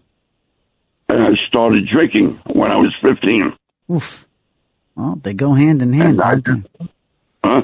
What do you do for a living? What did you do for a living in your life? Oh, I did construction. But I did like construction work, roofing and stuff. I can't. Wow. I can't get on a roof. I won't go on a roof today. No, I wouldn't think so. My God, one coughing fit and you're Gonzville, right? Well, thank you, Kirk. Thank you, man. It's interesting to hear you, to literally hear you and hear what 56 years of doing that will do. And what's funny is the addict in me, here we're already kind of almost into that hour, but the addict in me, I hear that, okay, the COPD is scary enough that Kirk is dealing with, but when I hear that, no cancer after, 56 years of smoking, and I swear to God, I sit here, I go, I had to quit because my luck, I would have gotten cancer. I quit. Damn it. I haven't had a cigarette and so, I'm thinking Kirk is lucky because he doesn't have, no diagnosis. God, addicts are nuts. I am out of my mind. 1-800-848-9222. Let's see. We talked to Kirk. Let's get up to, we'll go to Pete in Staten Island. Pete famously Pete worked for SNL. You must have seen everything coming and going there, Pete. They wrote the book, baby. They wrote the book.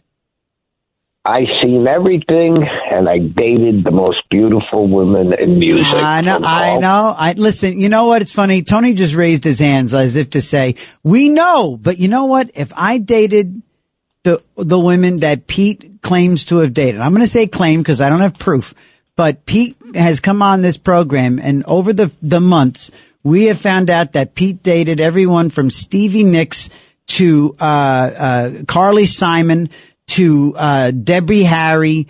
I mean, honestly, the most stunning, sexy, talented, bodacious women in all the land. Tony, if these are true, I'd be bragging every Saturday and Sunday morning. I'd be calling the idiot on the radio. Go ahead, Pete. Well, I didn't date Stevie Nicks because you should have. She should have. What she's missing. Go ahead.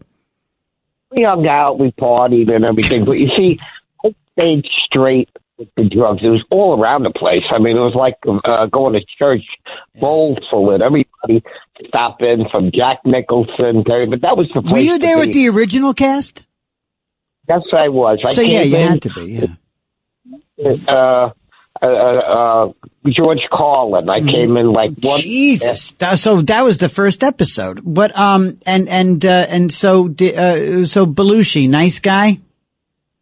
Great guy with me, but he had moods. He took that samurai song one time and he went into the Today Show studio, which was on the third floor, and he chopped up vase that was priceless. And Laura Michaels took care of everything. He goes, put it on my account. And that's what it protected. Everybody was party land. And by me staying straight when I was working, I got all the key jobs, because and the key dates.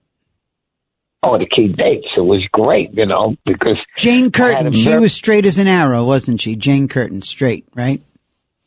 Danny Aykroyd used to sell cars on the side. It was funny. He'd be, "Hi, this is Dan Aykroyd. I got a nice Chevy convertible for you." And that was his pastime. You see, if you had things to do, you stayed cool. Yeah. But if you didn't party like an animal. I mean, Bellucci would his weights would verify. The wardrobe people used to go crazy. You had signs up, wear underwear, because John, forget it, he eats so much that he'd be defecating himself. Ew, you know? my yuck! That's terrible. That's awful.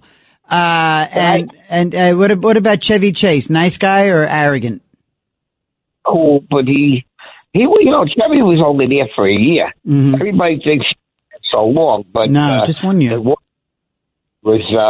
Gilda Radner. She was fun. She was a lovely girl, right? Yeah. And I had perfect pitch, so with the musicians, I would tune up the piano. I do everything. Certain people that didn't like she just died. She was with Fleetwood Mac. Christine McVie. She didn't like anybody putting microphones on her, so she used to ask me to put the mic on it. Hey, Pete, you gotta forgive me, Pete. Your line's a little funky, and I gotta jump because it's top of the hour. But I love hearing about it, Pete. You can call me and tell me about those women you dated any damn time, and Tony's just gonna have to live with it. All right, gang. We're coming up on the top of the hour, and when we come back, we are going to finally break free of this conversation. And we're going to talk a little bit about taking care of ourselves. We're going to talk a little bit about some of the scary side of things, but how hope is now growing. There's a lot of treatments for things like strokes and aneurysms and all of that stuff, and drug addiction and recovery and all of that. We're going to talk experience, strength, and hope on Another Side of Midnight with TJ McCormack on the Red Apple Audio Network. It's Another Side of Midnight, 77 WABC.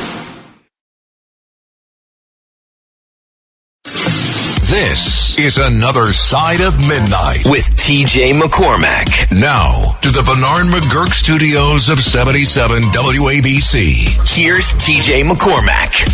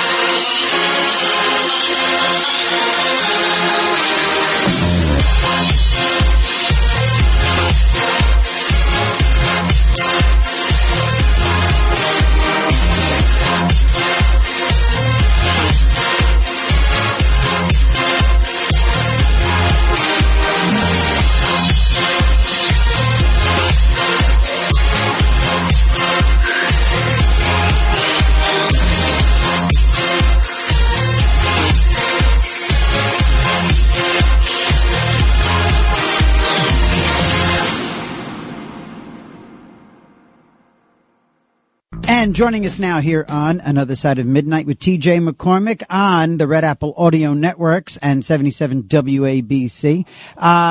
We are very, very glad to have with us Dr. Jeremy Liff. He is a board-certified neurologist specializing in stroke and brain aneurysms. And Doc, listen, I'm one of those people who needs to talk to a guy like you because, I've had friends who've had strokes. I've had family members, extended family. And, I'm one of those people that will internalize that, walk around and wait for the other shoe to drop for me. And I think stroke is such a mystery and such a scary scenario for so many people that I think anytime it happens to anyone in anybody listening and in any of their, anybody in their universe, I think that's typical. People walk around going, my God, it comes up and it just hits you. You don't even, it's not like cholesterol or, that you got a rapid heart rate. Strokes come from out of nowhere, seemingly. And people seem to walk around in fear. Can you give us a little information about strokes? Tell us what we're looking for. Tell us what are some of the old wives' tales. And basically what I'm asking you this morning, Dr. Liff, is please just help me get to sleep and not think about this too much. So welcome to the show, Dr. Liff. Welcome to the show. Thank you. That's maybe a tall order. I'll do my best. Well, yeah, you're right. Actually, if you look at the history of even the term stroke or the diagnosis, it comes from the idea that it's like a bolt from the blue. Wow. Because before we knew anything about what it was, it just seemed that people out of the blue were struck down by a painless paralysis, and that's how it was described. So it is extremely scary. And despite the fact that, despite the best efforts of large organizations which have been successful in decreasing the frequency of stroke within our population, it's still by far the number one cause of disability in the country. Wow. Just simply because a stroke makes you neurologically disabled a lot of times in a way that sometimes heart attacks don't. So it certainly can be a very scary thing, but there are many ways that you can try to decrease your risk and make yourself healthier so that it does not happen to you. And now, listen, from what I understand, and these kind of statistics are, if I just wonder who sits there and pores over the numbers to give us statistics like every 40 seconds, someone in the United States has a stroke. But hey, look, stats are stats. And that adds up to nearly 800,000 strokes every year. And the number that strikes me is about 610,000 of those are first ever strokes. So tell me, you just said, there are ways to prevent strokes. Do me a favor. Let's go 1 and 2, and I'll just get out of your way and let you talk your expertise. How does one avoid strokes? What are some of the best ways to live your life? And then if you just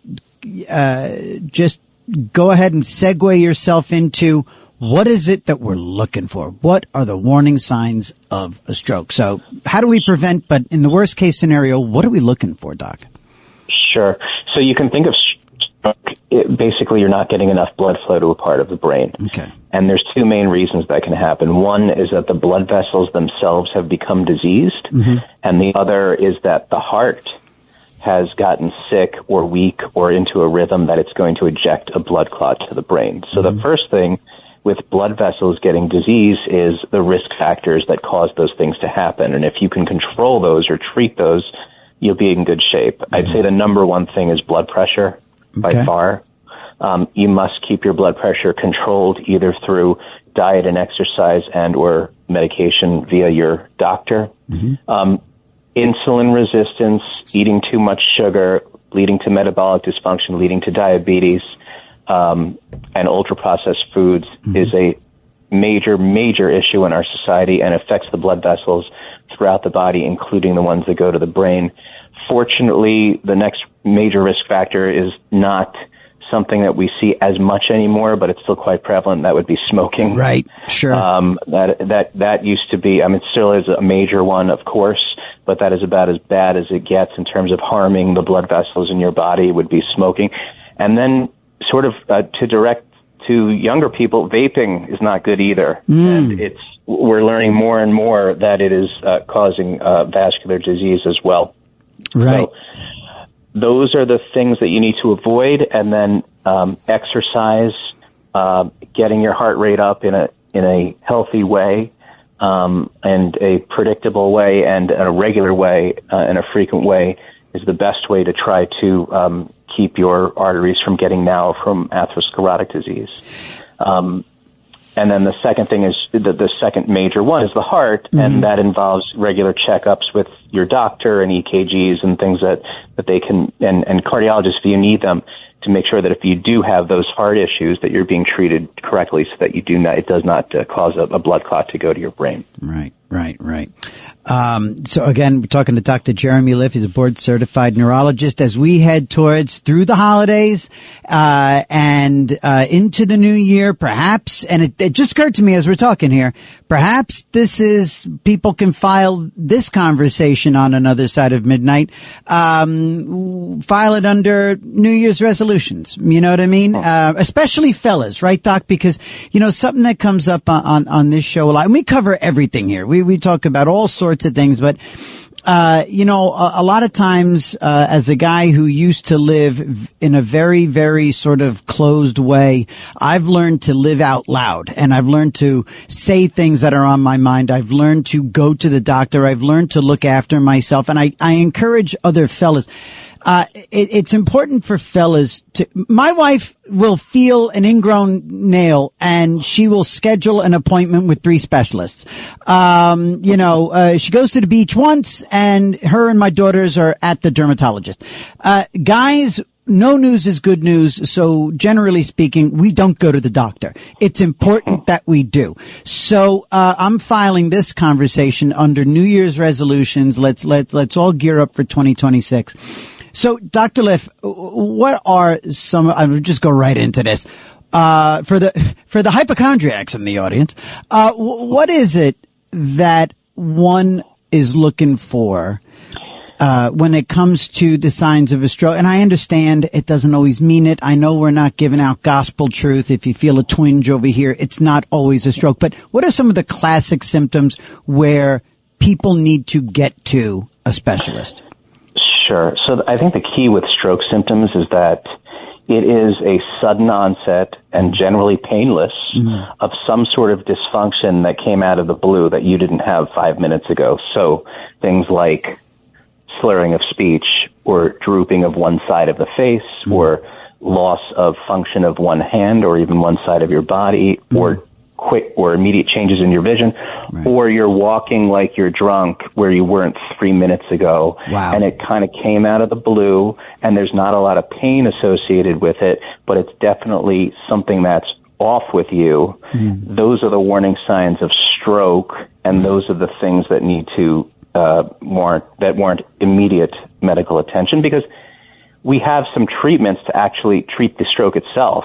Yeah. But they all are dependent upon time and timeliness of seeing the doctor. And now, and Dr. Liff, again, we're talking to Dr. Jeremy Liff, a specialist in stroke and brain aneurysms, here on Another Side of Midnight, 1-800-848-9222. Doc, I think in the last 10 years, we've all gotten that comforting news that there are so many more things that can be done to address a stroke. And it is followed up all the time by, the fact that time is of the essence. And without exception, I have never heard a story of someone surviving, recovering fully from, and I'm hearing a lot more of that. We're hearing a lot more about full recovery from a stroke. So what is it? Give us an example of what can be addressed, and what are some of what would be one or two methodologies, treatments that are available within a short period of time if somebody can get to a treatment center? What are some of the examples that can be done today that maybe weren't available 15 years ago, 20 years ago? There's two main treatments, the actual treatment of the stroke itself. The first one is to give a medication in your IV, and to essentially, which is either TPA or TNK. They're very similar medications. They essentially bust clots up. So the medication goes just from your veins to the point of the clot and allows the clot to dissolve. Right. If that doesn't work, and that has to be done within, at maximum, 4.5 hours of the time that your stroke started. So if you take a nap, you're probably not going to be eligible for that. Right. The second one, especially in the bigger ones, is that a surgeon can take a catheter and actually go into your brain with a catheter, locate the clot, and then remove the clot, either by sucking it out or dragging it out with a special tool or both. And that, if that is done in a timely fashion in the correct circumstance, which the expert will know whether or not it can be done, then you can potentially have an enormous, almost miraculous recovery. But again, it's not something that you wait for. You must get it. But that technology has improved, as you said, over the past 10 to 15 years, and in some ways it's sort of a modern-day miracle. Dr. Liff, if someone is calling 911 and they feel they feel that based on what they're hearing from you or what they'll read and just general knowledge, if they believe they are experiencing or potentially experiencing a stroke, it sounds like it's really important to articulate that to the best of one's ability, if they can even articulate, oddly, to the 911 people, is to say, because that way, and also I would imagine too that first responders are very well trained to identify a stroke situation. Yeah, absolutely. And we do education, and EMS is amazing, and the 911 operators are amazing, and we do education all the time.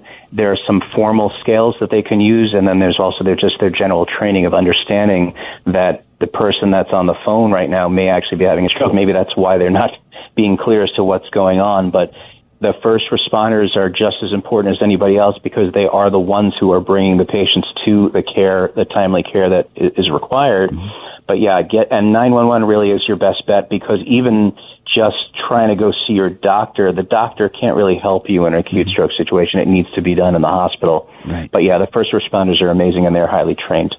Dr. Liff, I had a friend of mine who is a public figure who was driving on a highway.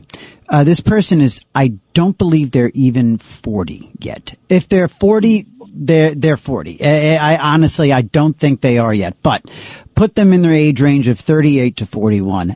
Peak health, someone who is actually, in the reserves of a branch of the military. I mean, literally peak physical condition. And was driving along the highway, and next thing he knew was just driving to the left against the guardrail, couldn't stop his car. Eventually the car grinded to a stop along the guardrail, and he was in the front seat of the car. The state troopers, this was in New York, state troopers were able to get in front of his car, stop the car. He later recounted to me that he heard them talking. He heard them. He couldn't answer them. Of course, this was a stroke.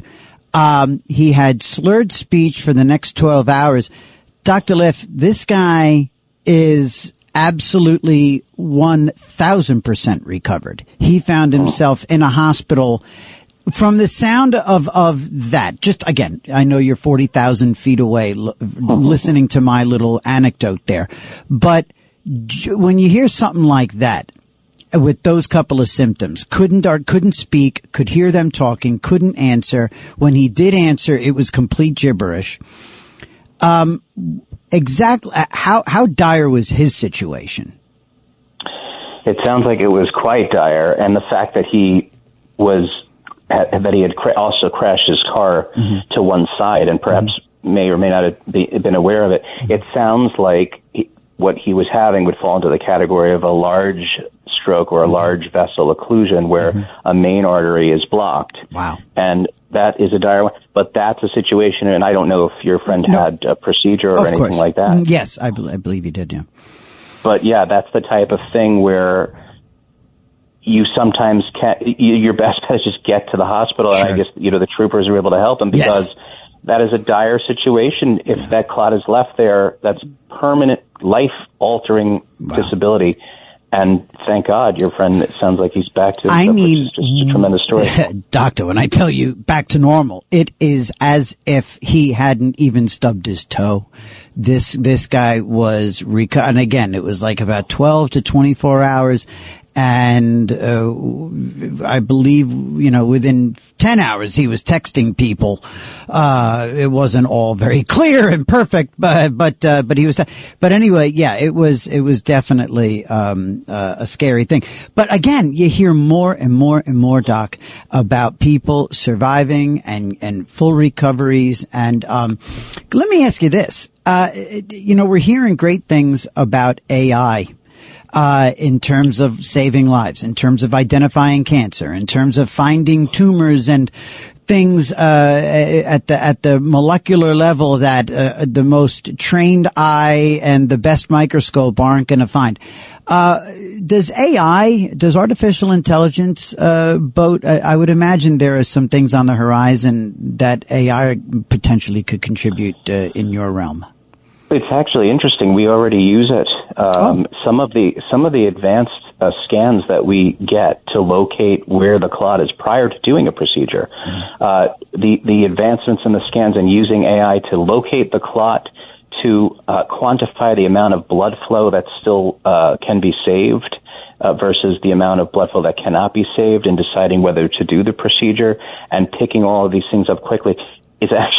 We're actually employing it already, and it's really revolutionized the field. Most of the studies that you see now in stroke are based on certain AI computations that we do immediately when the patient comes into the emergency room. So we're already utilizing it. Obviously, in the future, it's going to be even more, not just for stroke, but for aneurysms and other things like that. But yeah, it's absolutely been a game changer within our field as well. Wow, I'm glad I had that thought. Wow, I feel particularly smart right now.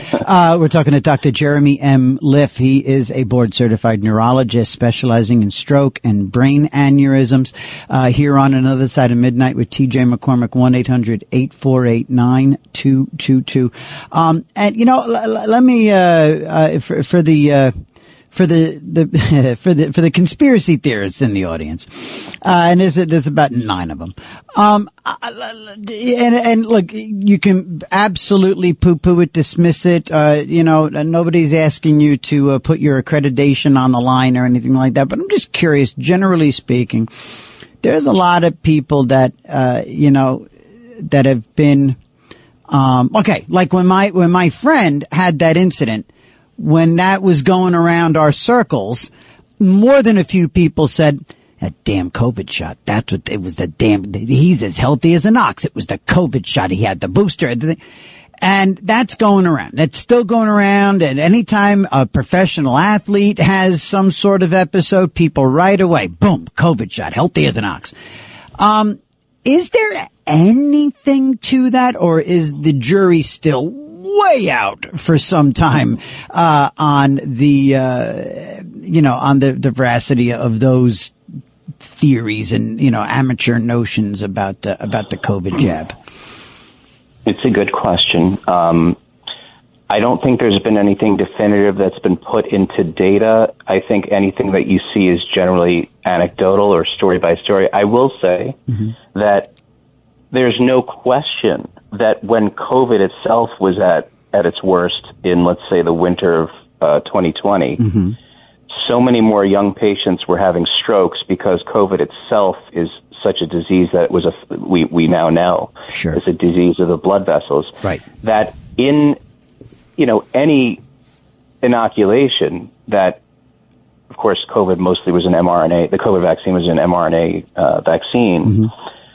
It's certainly not beyond the realm of possibility to think that some of the side effects that one would get from COVID may be overlapping with the inoculation. And yeah, I think the most important thing from my standpoint would be to be totally open-minded about, all of the possibilities. But I don't think that there's been anything that's been borne out in the literature to be definitive about it. But, I wouldn't say yes or no. You know what? I tell you, it's great to hear a doctor of your stature. It's great to hear you say, keep an open mind, talking about your colleagues, your counterparts. That is actually cool because, I would, there are definitely some who just immediately dismiss and poo-poo, that sort of notion.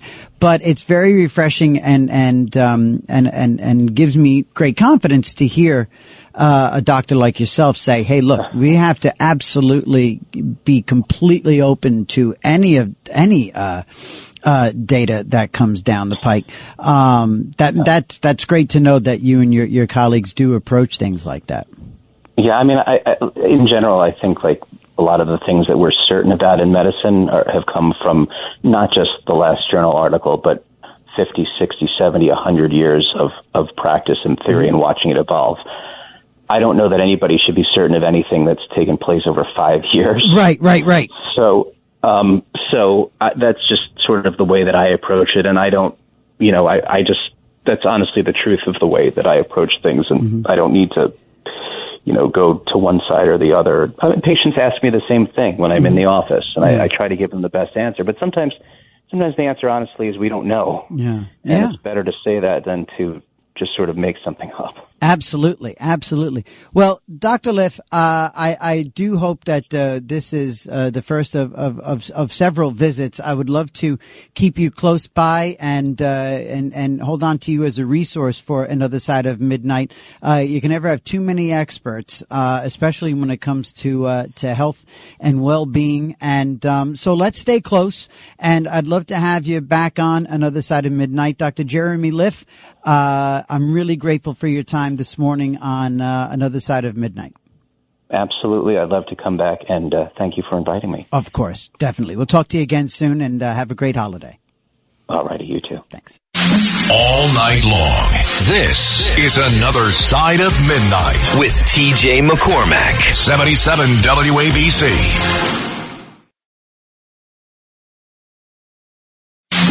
It's Another Side of Midnight. Political humorist TJ McCormack. Now, to the Bernard McGurk studios of 77 WABC. Here's TJ McCormack.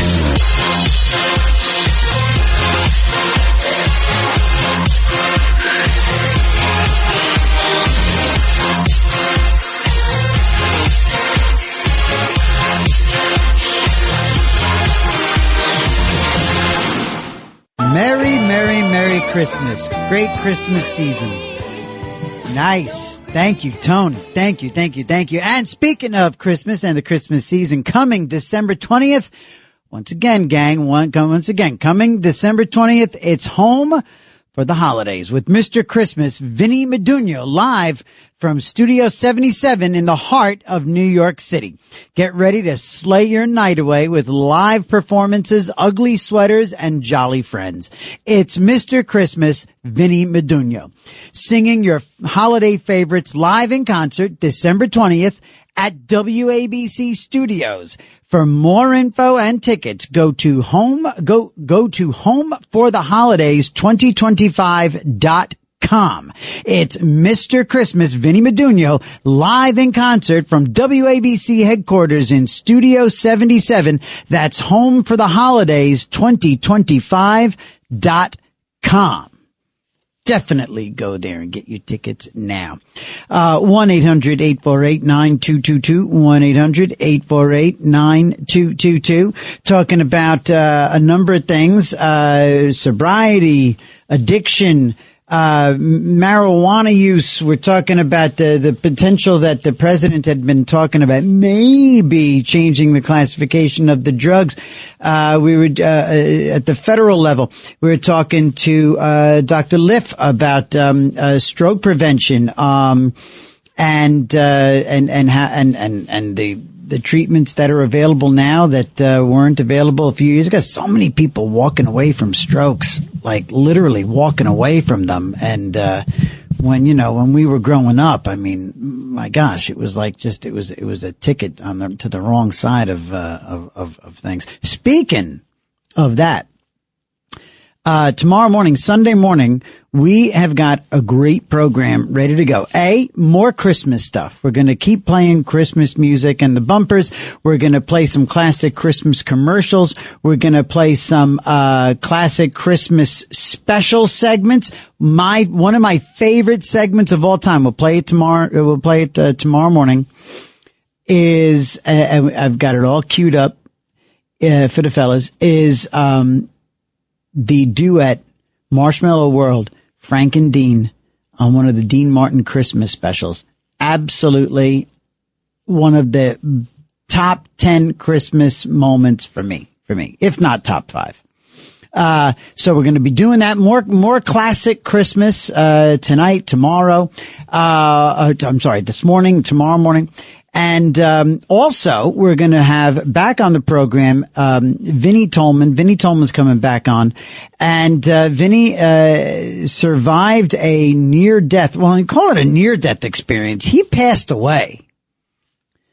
This guy, who is now a friend of the program, this guy died in a Dairy Queen restroom in Las Vegas. Like, just died. He'll explain how, but it was an overdose, not a drug overdose, but he had taken a supplement that was way too strong in its pure form. He died, woke up, if you will, came back to life in his body bag, zipped up. How's that? Anyway, Vinny's journey, literal journey, with a guide, is one of the most fascinating things we've ever heard on this program. And what we're going to talk about tomorrow morning with Vinny is, maybe other people's experiences that he's learned about in his time as an author and a near-death experience coach, if you will. He'll explain what he does, but we'll also talk about other people's experiences like his and what they lived through, what they have told about. Because I wanted to just sort of mention that, as last week, my wife's dance school said goodbye to, as her family buried her, a mom at my wife's dance school, 43 years old, left 2 beautiful children and a fantastic husband to fend for themselves, which is exactly what it is when you lose mom. And dear friends of ours, also in our universe right here at Another Side of Midnight, lost a mom. And prayers for mom and our buddy. And so there's people that believe it's dark. It's all black. It's quiet. We die. And then Vinny has his story. So we'll talk to Vinny. Then we're also going to be talking to, in London live. We're going to go live to London tomorrow morning and speak with a fascinating fella his name is Diego Galdino, and he is Pickpocket London. This is a peaceful vigilante who roams the streets of London and the subways of London and the shopping districts of London, pointing out, calling out, identifying, and in some cases spray painting pickpockets and petty thieves and phone snatchers in the streets of London and the subways of London. This guy has taken it upon himself. And I believe he's making his American media debut right here on Another Side of Midnight on the Red Apple Audio Networks. And, so tomorrow morning going to be really, really cool, really, really, really different program. And, so for sure. And also I want to hear, and we can fold this in starting in this last 20 minutes of the program. And we're going to talk whatever recovery you want to speak of. That's always welcome in this, especially in this hour. Recovery from addiction. But also, at the same time, where does Christmas land for you? Is it big for you? Is it bah humbug? Do you have a bad taste in your mouth? Christmas never going to be the same for a lot of people after they've lost somebody. Is Christmas for you? Are you solo? Are you alone? Do you have good memories, bad memories? Is Christmas just don't even talk to me? Or is Christmas like you started right after Halloween with Christmas? Real tree, artificial. Where are you? What are you on all this? Maybe you can start here. What's your earliest Christmas memory? How about that? What is your earliest Christmas memory? What Christmas was it? How old were you? And what do you remember? And in the meantime, let's go to Silas on Staten Island, line 1. Good morning, Silas. How are you, brother?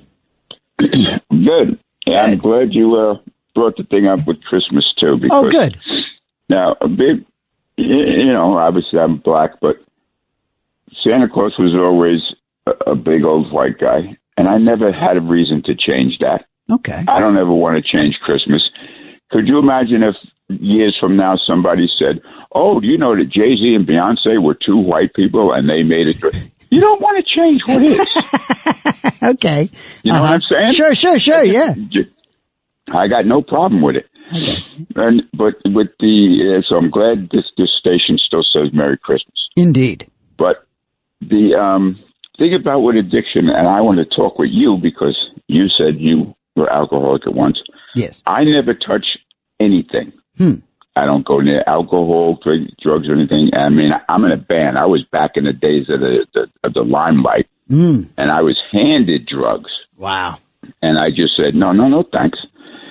But, and one of the things I admired about Trump, he could have had anything he wanted ever, and he didn't touch nothing. Yeah. What is it that makes some people just want to do it? I mean, I got a friend now that's going through alcohol and smoking, and the doctor just now said how much smoking really destroys your system. Everything. But how is it that me and Donald Trump could say no to everything, but other people just... Well, it's just a symptom. It's a symptom. What is it? The thing is that the addiction, the drinking, the smoking, the gambling, the sex, the retail addictions, the substance or the activity, that's a symptom of a bigger problem. For me, go ahead. Yeah. No, but it's got to be in the brain, right? Like gambling. Yes, it's an obsession. Gambling is not like nicotine; it's not in your body. Right? No. But you're addicted to you're addicted to the thrill. There's a dopamine effect of the gambling. And also it just becomes, it's also psychological too, because, the gambling gets progressively worse and worse, just like the drinking gets progressively worse. Everything gets progressively worse. It all gets worse and worse. But with the gambling, it's because they're just convinced that if they can just get this one next hit, if they can just double down and get this one bet I'll be even. If I could just get this one win, I'll be even. If the Giants can just kick that field goal, I'm even on the year. And it doesn't happen. But what is it that made you say, no, this has got to stop? Well, what happened with me was, first of all, I was never much of a drinker. I had a lot of anxiety, I had a lot of stress, I had a lot of drama, I had a lot of depression, I had a lot of ego, I had a lot of stuff that was wrong. And I finally one time just sort of, I actually I never really was much of a drinker. I didn't really like alcohol. And then one time it was as simple as actually ordering a different drink. One time I had a gin and tonic, and the gin and tonic really agreed with me. And I had like 3 or 4 of them, and I really liked them. And I found myself buzzed. And I'd been drunk many times in my life. I'd been drunk, but then like a normal person, I would get drunk, but then I would never touch this stuff for another 6 months because I didn't like being hungover. Anyway, what happened was it got progressively worse and worse and worse. I started loving the disconnect. I started loving being numb. I started loving being disconnected from everything, mainly my consciousness. And then it just got worse and worse and worse and worse. Ultimately, after about 3 years of very active bad drinking, now in my early 30s, my wife, who had been suffering all alone with me in Los Angeles, her family's all in England, my family was all here. It was just the 2 of us in LA.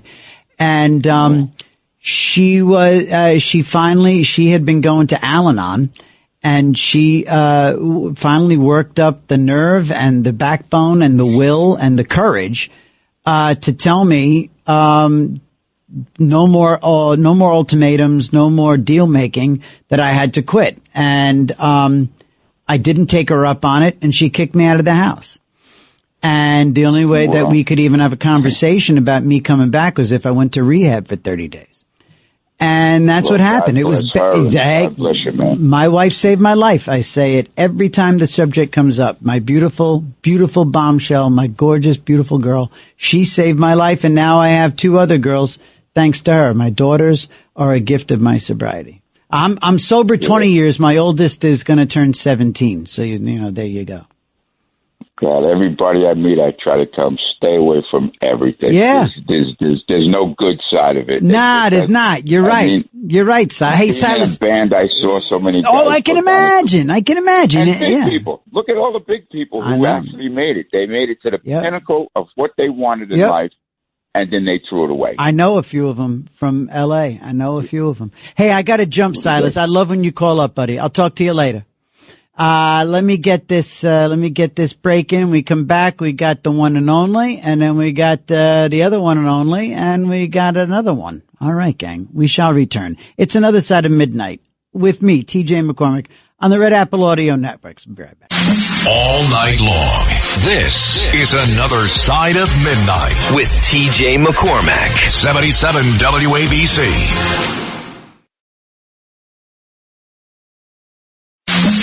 It's Another Side of Midnight. Political humorist TJ McCormack. Now, to the Bernard McGurk studios of 77 WABC. Here's TJ McCormack.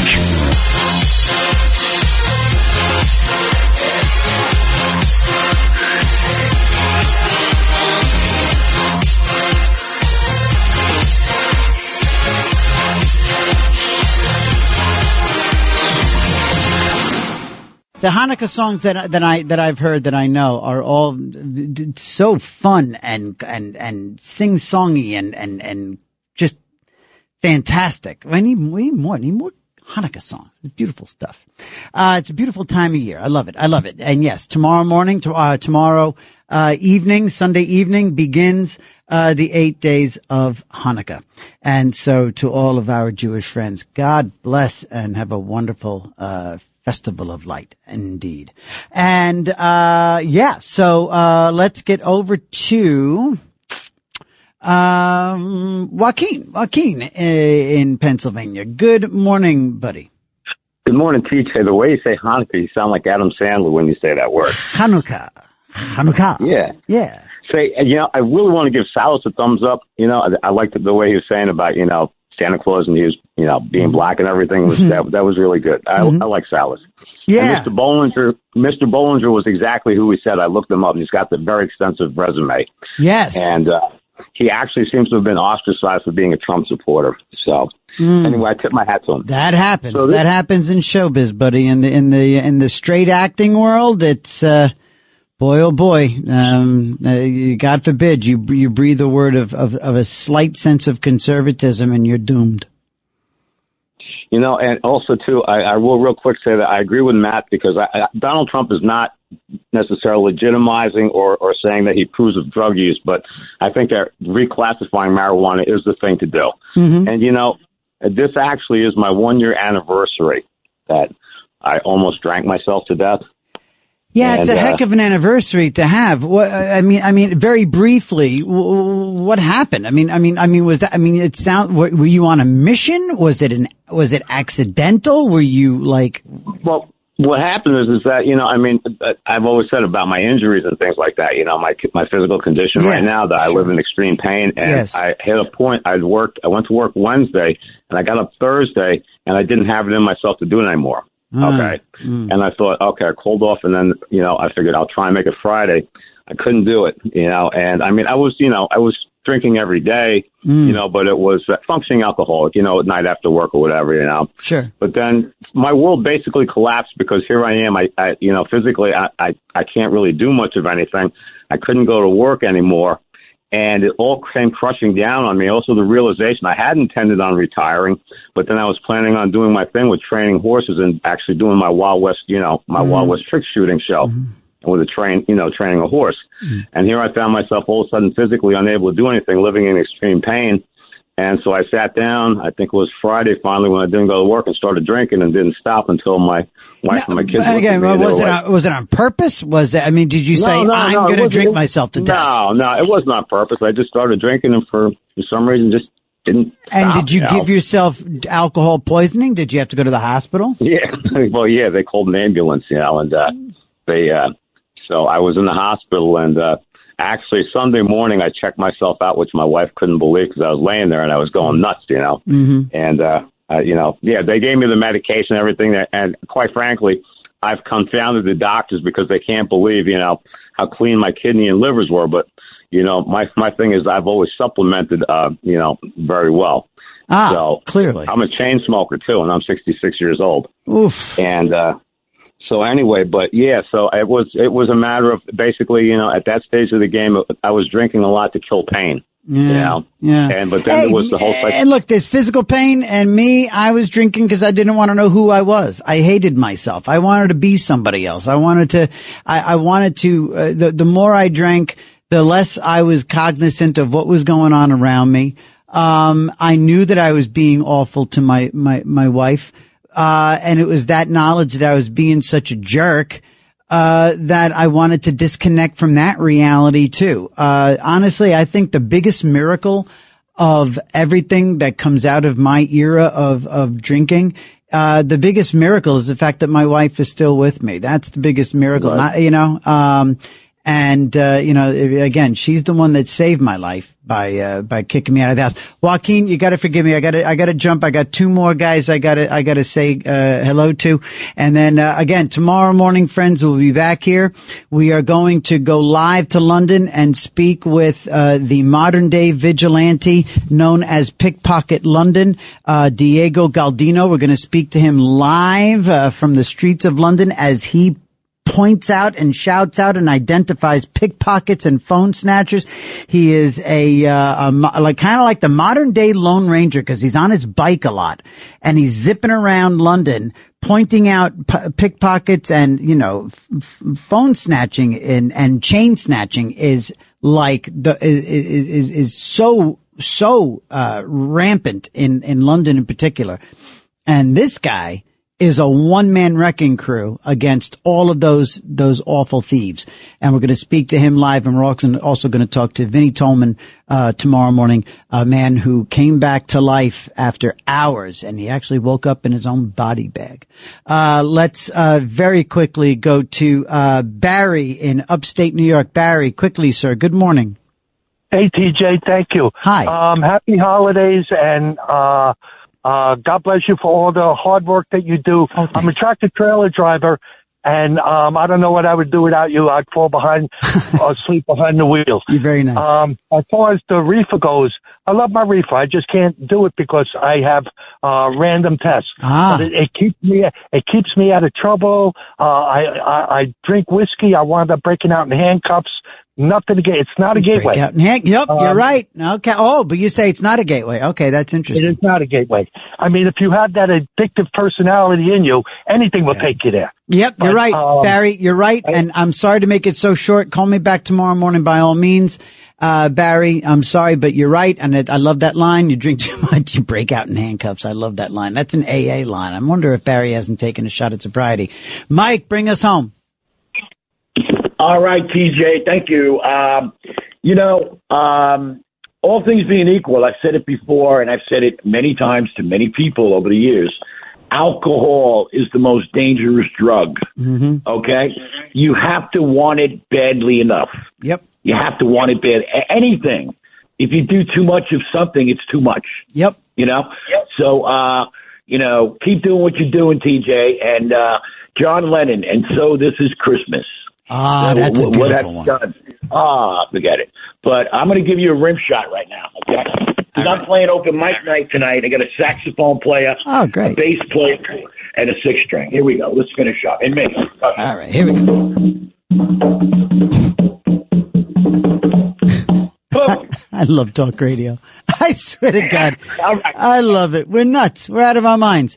That's the early morning family here on Another Side of Midnight. I am so grateful to everybody just taking the topic of the Trump toying with the idea of changing the classification of the conversation was fantastic this morning. I'm so grateful for all of it.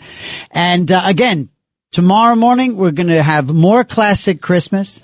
We're going to have more Christmas music, classic TV Christmas moments, Christmas commercials from back in the day, including for some products that you would not believe they were selling as Christmas gifts back in the day. We're also going to talk to Vinnie Tolman, talk about his experience having died and come back from death, and Mr. Pickpocket London. Have a great rest of the day, friends. I love you. Have a great one. Bye-bye. It's Another Side of Midnight, 77 WABC. Take my word for it. I live there. Come to Florida. Get pre-approved right now with my guy Michael Kotze. Call him at 561-441-2730. He's got Choice Mortgage and a great real estate team. Get pre-approved right now. Michael Kotze, 561-441-2730. Buy in Florida right now. Don't wait. Save money on state taxes. Make your move today with Choice Mortgage. Trust me, Florida is waiting. This guy's so good, he did my commercials in Florida too. Mike Kotze, 561-441-2730. A ride.